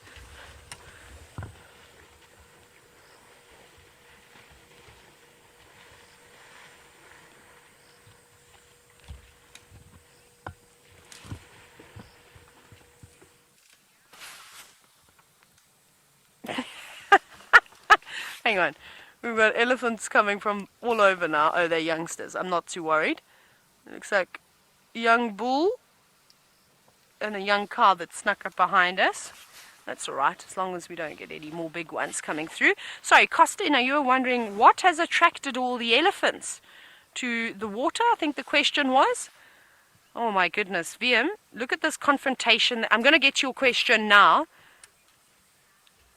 Now, Costa, hang tight. I'm going to get to your question. Listen, listen. Mom, elephant, VM, can we have a look at this battle here? Look at Mom. She's pushing this other bull. I'm going to move back a little bit. Mom is pushing a very naughty young elephant bull who's coming around and terrorizing the herd. Don't take it out on us, girl. We're not the ones that are causing problem. There we go. That's not necessary to take it out on us. I just want to make sure that we're out of the way here. Come on, little boy. Well, this is the problem. This is where I can't see. Light at the back. Oh, elephants. There we go. Okay, we're just going to sit tight here for a little bit, just until it settles down. But so what just happened over there, let me quickly explain to you, was a young bull, nowhere near the size, a third of the size of the big bull we just saw that was in must and come through. He's actually about to reapproach this elephant cow who's very angry with him. Look at how the way she's behaving. Going backwards on her legs, pushing forward. She's telling him to get lost, basically, in a not so polite way. There's lots of young elephant cows here at night time. They're standing on the dam wall. And I think she could be the matriarch too. She seems to be the biggest elephant in the group that I've seen so far out of the cows. Here we go. There's some contact again between the two. Push him off the edge of the dam. That will teach him. They're coming and bothering a nice family getaway at the pool. Of course, that's probably not going to happen. But he's bigger than her, and he's bullying her. And there's a little elephant calf standing in the middle. Now, if that little elephant calf gets knocked down, which sometimes can happen with big boisterous bulls like this, and like I said, he's not actually a big bull. He needs a hiding from that bull that's in must. Now he's fighting with one of her other offspring. You can just see on the left-hand side behind the tree. And I don't think she's going to be very happy about that. Or perhaps she's not just going to retreat. This one is trying to stand up. It's another Ellie cow. Show him who's boss. Come on, girls. Stick together. And that's what they will do, is if you find that there is a big bull that comes through and gives them trouble, often they will all group together and force him out. Now, we're going to be forced out too because, well, we've got elephants coming towards us. That's fine. We're still alright. They're not bothered by us at all. It's just a little bit difficult to reverse in the dark. Oh, this is really cool, actually. How are you enjoying this, VM? Pity we can't get that light going. Oh, sneaky. Technology these days. Right. I think what we're going to do now is I'm going to try and get around. I might have to go the long way around and go and park on the other side of the dam where we'll avoid being, well, sat on by a couple of elephants. But let's go across to Byron and see if he's found any creatures of the night.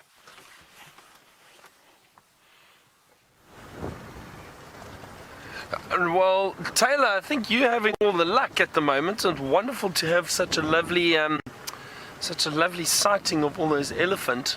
I haven't had any luck yet. I've been looking around for little chameleons or little owls or scorpions or anything that might be wandering around this evening. But no luck just yet, but it's too soon to panic, as I always say. We'll see. I'm sure we'll find something soon.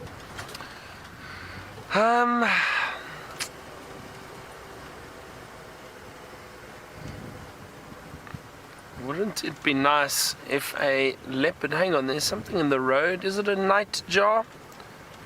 I think it might be a little nightjar sitting on the road. Let's have a look. Can you see it there, Craig? Yes, indeed. Oh, there it goes. Beautiful nightjar. A little difficult to tell when they fly. It looked like a fiery neck nightjar, but I'm not going to... Usually you might see two little white markings under the tail and wing to indicate it's a fiery neck nightjar. But they do all look very similar. They're very well camouflaged, and it's hard to tell them apart, especially a fleeting glimpse like that. So I'm not going to hazard a guess as to which one it was exactly.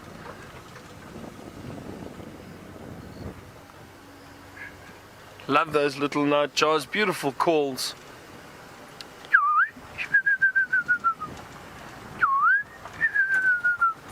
That's a fiery neck nightjar.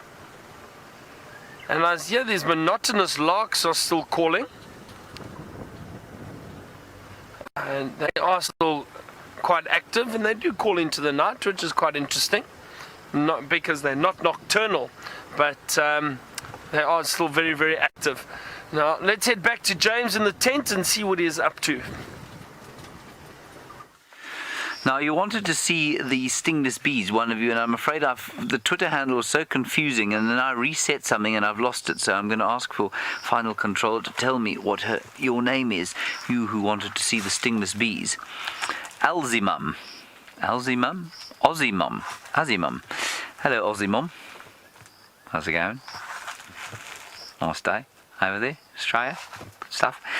Over here we have the stingless bees tunnel. And they have, well, they've extended it substantially, haven't they, David? Oh, yeah. Since we left, actually. And that's more building than they've done in all 2 years that I've been looking at them. Or just about 2 years. And we'll just let me twist the thing slightly so you can look into it. You look into it from there? Look. And we will try and look with a microscope, but you know it's bent now, so I think it's going to be difficult for us to see what's going on in there. Anyway, I think that's quite phenomenal. We'll see if they can come out. We'll put a microscope over it and see if they are attracted to the light. I'll tell you what else we'll do. Might be able to see if they're actually in the tunnel. If we put enough light on here and see if they aren't actually in there. Oh, come on. Here we are. That's what the wax looks like. So that's quite interesting. And I thought maybe we'd be able to shine through the wax and see if there was any movement. But I can't. So we'll go to the end and then see if we can't crawl our way over the top.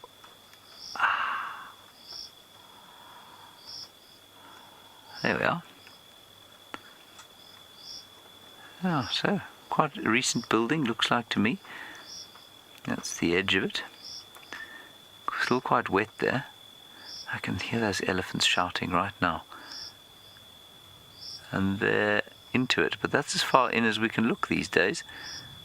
So maybe they'll come out again. I don't know. You know, it's interesting. I think this was built while the skull was actually in the tent, and it didn't seem to have any kind of outside access. So how on earth the stingless bees managed to build this thing when they were locked in the tent, I don't know, but they've lived in here now for well over a year and a bit, so I don't know. Maybe they'll come out again. Wonderful stuff. Thank you for asking me about that. I'd kind of forgotten about them. If you can believe it, how can one forget about your best friends, the stingless bees? Now, I went walking outside because I can't see anything outside now. It's pitch black. So I went walking outside and I thought, well, maybe my shorts will be able to pick up a tick or two. and I picked up a number of other things, but no ticks, so I'm very sorry that I'm not going to be able to show you a pepper tick under the microscope. And you know, I've never looked at a pepper tick under the microscope, and I think it would be a fantastic thing to see. So alas, that is not going to happen today. I did used to have another kind of tick in here, but I think, you know, it's been so long since I've been in here, I think it's gone. Eleanor, you say if it can, will a tick stay on the same host all its life? No, they don't do that. As soon as they're full of blood, they drop off the host, and then they lay their eggs. So they don't hang around on one host for a long time at all. And then I think that some species will suck the blood out of the thing, land on the ground, lay their eggs, and then crawl up another grass stalk, wait for the next animal to go past, and do the same thing again. So I don't think they only have one life cycle on one animal necessarily. Most of them actually probably never see an animal because there are so many millions of them out here, and I mean the chances of them actually finding an animal to climb onto, I guess, are, you know, they can do nothing about it. The animals have to actually walk straight through the nest in which they were born, and as you can see, I've been walking around out here now for about 10 minutes. Haven't managed to find one tick typically, because if I was on walk I would no doubt be savaged by them, and then nobody wants to see them when we're on walk. So that's the tick story. Good. We'll see what else we can find over here to have a look at. Unfortunately, there's not a great deal we can go and do outside because it's now dark. Oops. Oh. Ow. Sorry about that. There we go. Okay. I'm going to see if I can't find an insect on this Digitaria eriantha. In the meantime, Byron would like to tell you about the night.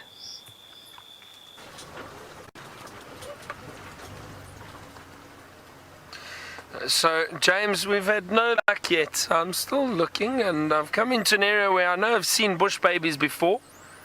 Just trying to have a look if there aren't any bush babies jumping around, or anything for that matter.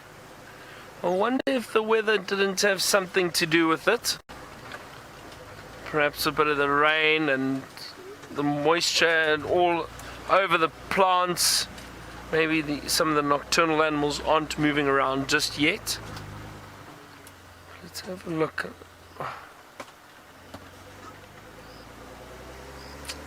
So, no, we still haven't had any luck, unfortunately. But as I said earlier, Taylor's got a lot of luck this evening, and those elephants sound like they are swimming. Let's have a look. They are swimming. Look at them. Midnight splashing. Well, not quite midnight, but you get what I'm talking about. But just a quick dip, having a little play around in the water. They literally came in from the dam wall, went in, and now they're done. No, there's some little ones coming into shot now that have decided that they're not quite finished swimming just yet. Woo! Friday night, and I'm feeling good. That's what I can imagine the elephants are saying right now. I think that they are such wonderful creatures and such sort of characters, and they're so comical with all the things that they do, playing around, doing all these amazing things. Isn't that really cool, though? Now, I know it was a short sighting, but it was definitely a sweet one. And that, wait, maybe we're going to there's someone coming back now. Come this way so we can get you. Now, it's a pity. It's just around the corner. Yes, come here. Into the light, please. Oh, my goodness, and there's loads of lightning building up in the south again. But luckily for us, it's far away, so we don't have to worry about it. But just listen to the noise that they're making in the water.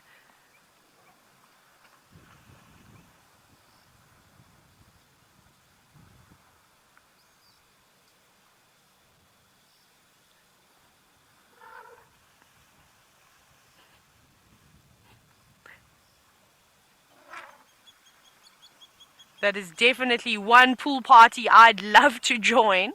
Can you imagine? Let's see, I think there's some elephants that are coming back again, so they might just be having a good old time. You know what it's like, and children can never stay in the pool at once. They've got to go from one end, hop out, run away, jump back in. Perhaps they're playing Marco Polo and nobody has shouted fishy yet.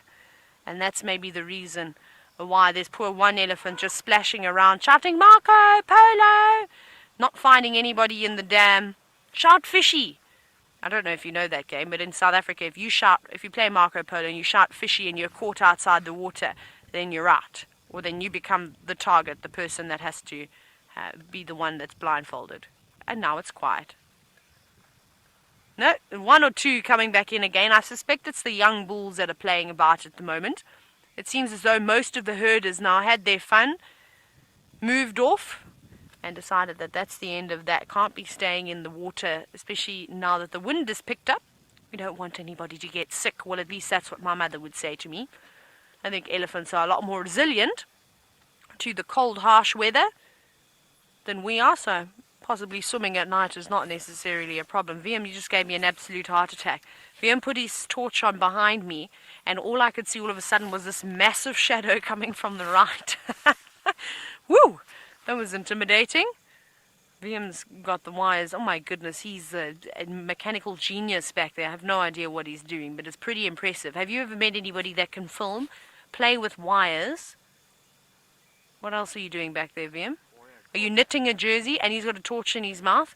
It's simply, people that say that men cannot multitask have not met VM. I can tell you that right now. I think he's the king and the master and the original multitasker. That rhymed unintentionally.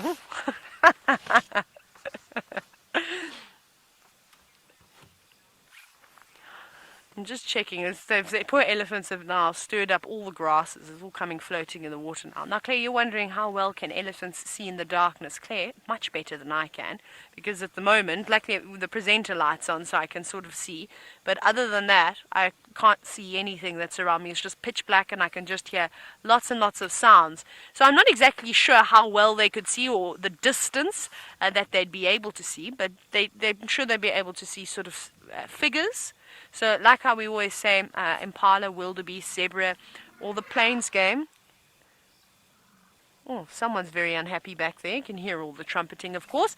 They come out into those big open areas for safety at night so that they can see things moving around, the silhouetted sort of features. I reckon it's probably quite similar with elephants, but of course slightly better because I can't see anything silhouetted at all at the moment. Okay, well the elephants have had enough now. They've stopped swimming. Right, let's come out of it. Woo! VM, do you want to go watch some lightning? Yeah. I think we're going to watch some lightning and then we're going to go 1, 2, 3. We're going to turn off the infrared now. You ready? It's cool. Nicely done. Right, let's try and get back up here now. I don't know where I'm going. Actually, let's go forward. I want to try and get to a point very quickly. I'm going to go low range. Because the lightning is actually magnificent. I pulled just off the road a little bit. And I thought it would be easier for me to just go out this way on this little 2-track, which we've used a number of times. Yes, here we go. Back on the road. Now, elephants, I can hear you, but I can't see you. Don't come charging out at me from the water, please. No, they're playing this side now. All I can see, my goodness, it looks like my brother has been here, because all over the road, now it's going to be difficult for you to see it, just these wet patches from obviously where the elephants have had to swim. They've come out of the water. They didn't use the towel to dry themselves, didn't shake themselves off. And it's exactly what happens in the bathroom after my brother's been to shower, is he floods the entire area. And I think there's a couple of culprits in camp too, haha, that do that every now and then, but we won't mention any names. It's not James, don't worry. If you're thinking that it's James, it isn't. James is very, very, very neat and tidy. He wouldn't dare leave a bathroom floor wet. Vian, do you wipe the bathroom floor? Nope. Nope, Vian says he doesn't. He's not even embarrassed about it. Oh, goodness. It's fun living in the camp that we live in. It's pretty amazing. Lovely. That was a great elephant sighting. I never knew that I could have such a spectacular elephant sighting like that at night, but thanks to the infrared, my goodness, all things are possible now.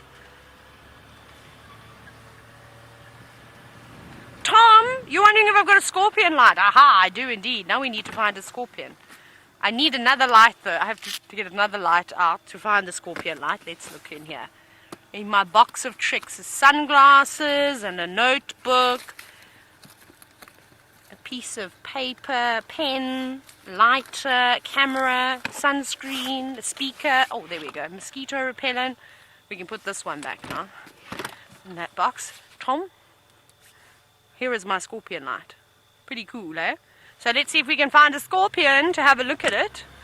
I don't know if we're going to be so lucky this evening. We haven't really been seeing much though I talk nonsense. We have a scorpion box at camp now. So basically we have a little gym area and this box contains boxing gloves, skipping ropes, yoga mats, weights of various sizes. And yesterday when we were digging in the box, we discovered that there was a scorpion. So it has now been dubbed the scorpion box. Scrub hair, let's not have any problems like we did yesterday. Remember the one that ran towards me, which was outrageous? Off you go. You decide. You can choose which way you want to go. No, you want to follow me. VM, look at the big kudu. Can we go to infrared again, please? I don't know if we're going to be able to see it. Oh, no, it's a little bit too dark.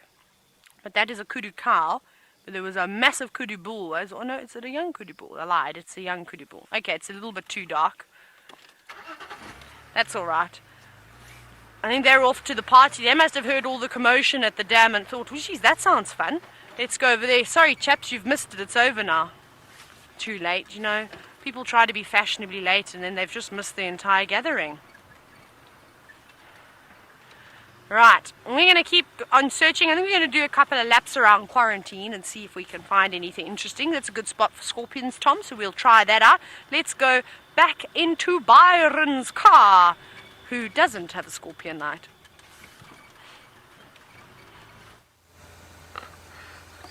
I don't have a scorpion light, but I found a bush baby and it's hiding in the bush. I'm trying to reposition. Let's see if we can get him on camera for you. Straight through there, Craig. Let's see. Every now and then he moves his head, so it's to the back of this tree. Have a look exactly up a little bit and to the center of the spotlight.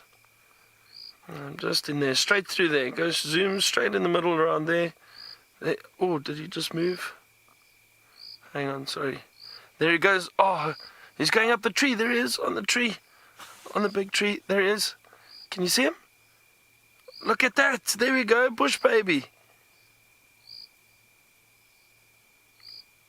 Oh, wonderful. And he's come out into the open. Yeah. Watch us jump. Watch us jump. Wow. Did you see that? That was amazing. And just as quickly as we found him, he disappeared. How great was that? What a lovely view of a bush baby. Awesome. Oh, there we go. I've still got it. Told you it's too soon to panic, Craig. Oh, that was wonderful. Lesser bush baby. Lesser bush baby. Now, Taylor's got a hyena. Let's go have a look quickly. Right, here we go. We've got a hyena. We're on a roll tonight. Who is this hyena? Ribbon? Ribbon, is it you? Maybe. There it is. Walking on the... I need to duck my head so you can see. Just to show you that we do have a hyena. Now, you know the problem with hyenas is that they're always on the move. It actually does not look like Ribbon, I don't think. Let me try and get it again. So we're going to have to keep moving as we try and follow this one. Let's try and figure out who it is. If you know who this is, hashtag Safari Live on Twitter, of course, help us out. No, it's quite big. I think I think it could be a female. And from the tracks that I saw on the road just after you left us, they actually look like they came from the den, so possibly it is her. And remember, we all thought that Ribbon was a boy for quite some time, and then we realized that she wasn't, actually ended up being a girl. Right, let's carry on. Okay, the bugs now, because of the spotlight, have decided that it's very nice to jump on my throat. And she's moving off the road now. Well, that's nice. Let's watch it as it disappears in the long grass. There we go. Bye-bye, hyena. Going to camp? Going to visit us? Yes, probably on its way to come and say hello to us at the DRC. Short and sweet sighting of a hyena, but that's normally how they are, unless you're sitting at a den site. Otherwise, they don't seem to want to stick around for very long. And I don't blame a hyena. They're very, very busy creatures, especially at night time, going off in search of food.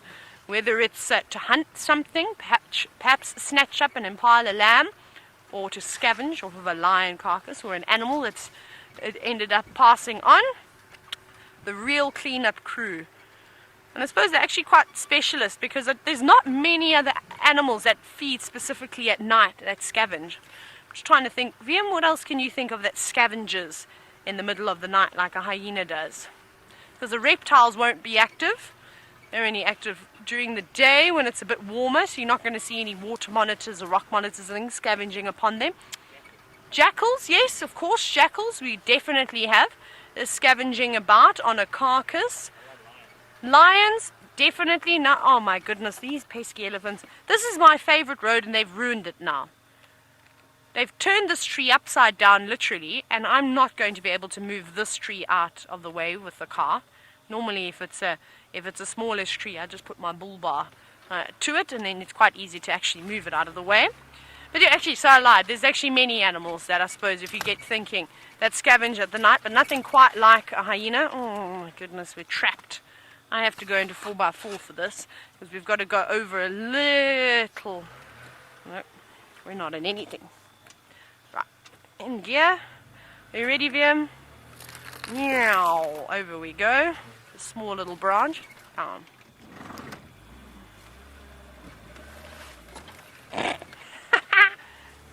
Put the spotlight down. Maybe it'll be easier with two hands. Meow. There we go. That was easy. Right, we're going to keep navigating through here. Who knows, maybe we pick up on another hyena, or perhaps a jackal, maybe even a lion. Let's go back across to the Bush Baby King.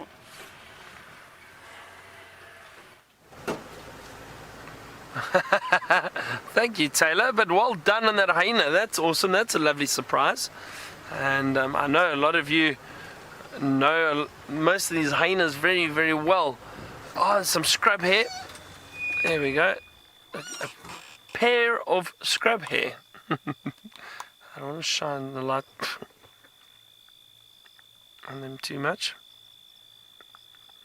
Now, while I'm sitting here, I can just hear all the bugs hitting the roof, the canvas of the roof. So many bugs around at the moment. And again, that's because of all this rain and the moisture around. So a lot of bugs. I forgot what it's like guiding with the spotlight when you've got all these bugs flying around you. But that's lovely, a pair of scrub hair. There we go. Shame, I'll take the light off them now.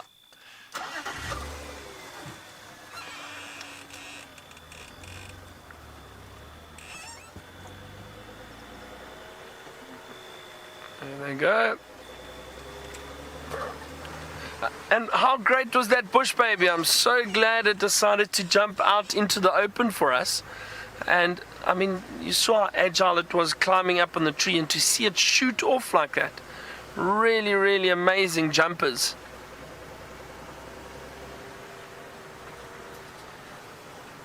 I'm surprised I haven't heard too many frogs with this weather around at the moment. I would have thought with the rain we may start hearing some frogs calling again. But I suppose there's a lot of pools, a lot of mud wallows. So I'm sure a lot of the mating between the frog species has already occurred in the summer. But you never know, you should still get a few frogs calling.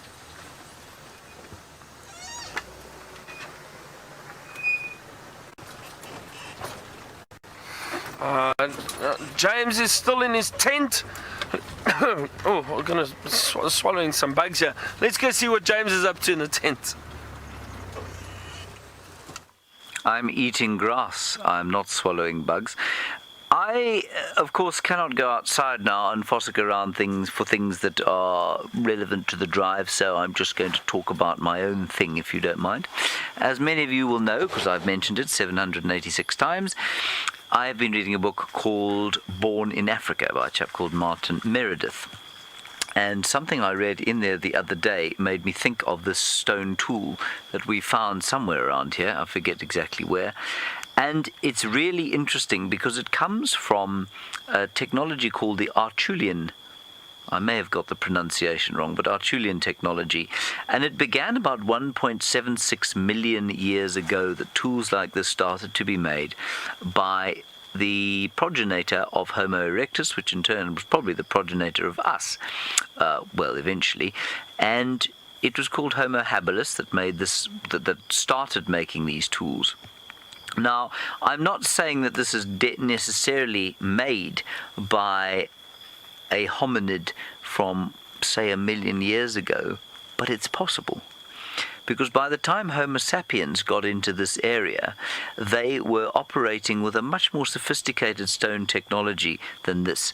And this persisted for a long time until Homo, I think it was one of the other Homo species, probably Homo rhodesiensis or heidelbergensis, which seems to be the same species.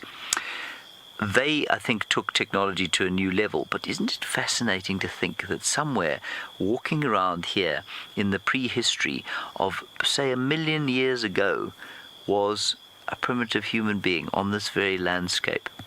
And I just think that's quite fantastic. Homo habilis, as he was, had a brain case, probably our average brain case size is about 1,200 to 1,400 cubic centimeters, so that's millimeters. I'm not going to vaguely attempt, well, it's about 3 pints, basically. Your brain's got 3 pints in it. The Neanderthal's about the same size, and I think Homo erectus round about just about hit 1,000 cubic centimeters, or 2 pints or so. And this chap, Homo habilis, if this was indeed made by one of him, had a brain case of about 900 cubic centimeters, if I'm not mistaken. Now that means that he wasn't a particularly clever fellow, but he was no dimwit either. And they probably lived in fairly sophisticated social groupings. We know how sophisticated the groupings of chimpanzees are, for example. We know how sophisticated their communication is. We don't think that they could talk, but certainly they would have been communicating with each other at a fairly advanced level, and they came up with this technology. And they weren't as yet able to manipulate fire. And that apparently made a huge difference to the increase in our brain size. So that's a little story of our human ancestors, or our human origins from this area, which I think is rather wonderful, don't you? Yes. Getting a question now from Rebecca. Rebecca, you say, what fossils have we found on the reserve? I have never found a fossil on this reserve, and I think that it's unlikely that we would. Again, I'm no expert in anthropology or archaeology, but from what I've read recently, fossils only form under very specific situations, and that situation, for example, I don't know how many of you know how a fossil forms, but I've recently come to this knowledge. Let's say a big leg bone, like, for example, this. A giraffe dies, right? If a giraffe dies out here, what will happen is that eventually this bone will disintegrate. It will disintegrate completely under the action of water and sun and wind. And it may be buried slightly under the ground, and then it will probably disintegrate as well. But for a fossil to form, for example, what could happen with this bone, let's say that Buffelshoek Dam was a permanent was a sort of small inland lake of permanent water, which obviously it isn't, but we pretend that it is. Let's say the giraffe died in the water, quite by chance. So you can see how immediately, how many giraffe have you seen die in there? Very few. The bone would sink down onto the mud and eventually be covered in mud. And slowly that mud would be compacted on top again and again and again over the years, and over the years the bone would eventually disintegrate. But because it had been compacted so much on top, it would leave this kind of space underneath, in between. And that would then be filled by different material from, I think I'm getting this right, by different material from that was on the surface and in that layer when it originally fell onto the surface. So it's now under a whole lot of mud. And it would be compacted and eventually form a sort of cast of the actual bone. So a fossil isn't actually made of bone, it's made of rock. And that's one of the ways that a fossil is made. And so for a bone to become a fossil, the chances of it happening, the chances of you or I becoming a fossil are minusculely small. And so the chances of any of those hundreds of thousands of creatures wandering around here during those ancient times of actually becoming fossils are very small. And so now if we take us back to the question about whether there are fossils here, this did used to be an ancient sea, an inland sea, but almost before the dawn of life. So after the dawn of life, this has been pretty dry, and certainly I would imagine, while it's definitely experienced times of extreme dry and extreme wet, I don't think that the conditions have ever been very good for fossilization in this area. And likewise, in terms of inland seas and permanent lakes and sedimentary formations of rock, etc. And then likewise, there's been very little volcanic or tectonic activity that's to push up sort of striations of soil and expose bits and pieces from prehistory. And that's why East Africa is so good. Lake Turkana, Olduvai, up in Ethiopia. The tectonic activity there on the Rift Valley is no surprise that it's on the Rift Valley, where Africa is slowly sort of splitting in half. It has exposed huge faces of rock that have been covered up over the years. So sedimentary rock that's been covered up, and then under the action of the Rift Valley, it's kind of almost like sliced a multi-layered cake, and in those layers of sometimes volcanic ash, sometimes mud, sometimes sand, what you find is a whole lot of these fossils, and that's how the fossil hunters go and look for them. South Africa's fossils, the most famous hominid fossils, have been found in caves where our ancient ancestors fell down holes into these caves, and there they were either most likely buried in water and sediment. Then those caves are washed out again, and the fossils have become exposed. So that's just, that's one of the ways that this sort of thing happens. And it's one of the ways these things happen. And all I wanted to say to you there, sorry, I'm giggling about something else, which I'll explain to you now. I would have got some of that wrong. Some of that will not be correct, but that's basically the idea. And so, to answer in a very long-winded way, Aussie Mum, that's why it's unlikely that we'll find fossils here. Yes, I'm sure there are some fossils under the ground, in and around the place, but look, I haven't found any here. Brent used to find quite a few in Pindar, but not like this. They were gastropods, very, very ancient ones.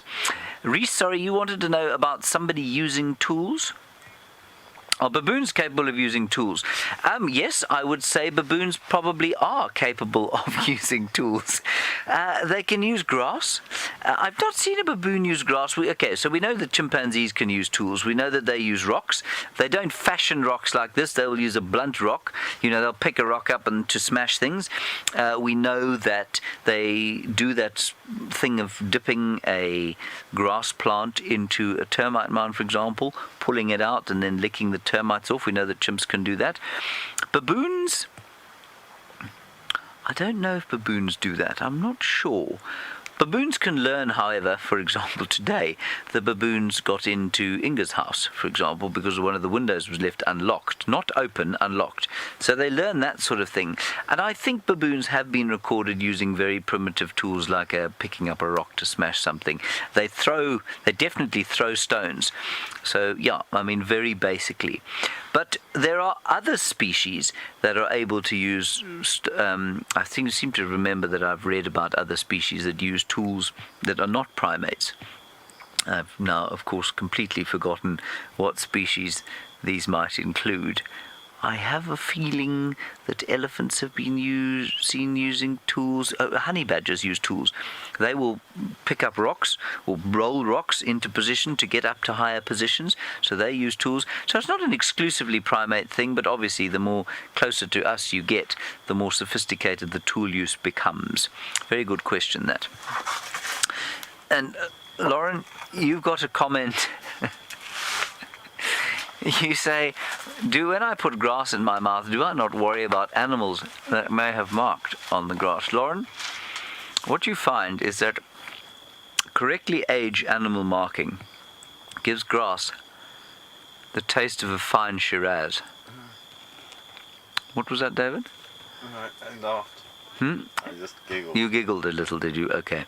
Lauren, sometimes I do, but most of the time I sort of guess that the statistical likelihood of a particular grass plant having been urinated on by a cat, for example, very small. And I've never tasted cat urine. I don't think I ever will taste urine. And so, well, And no, I don't worry about it too much. Now, we are coming to the end of our drive, everybody, and I know you're wondering to yourself, how long can that complete imbecile keep waffling at us without pause? And you'll be pleased to know that I will only be doing it for another 17 seconds. Thank you very much for coming on Drive with us today, or on walk, and 2 drives, and then much in the tent. We will see you tomorrow at 05:30 for 2 drives and a walk. Until then, stay safe and happy wherever you happen to be, and I hope not to see you in the tent tomorrow.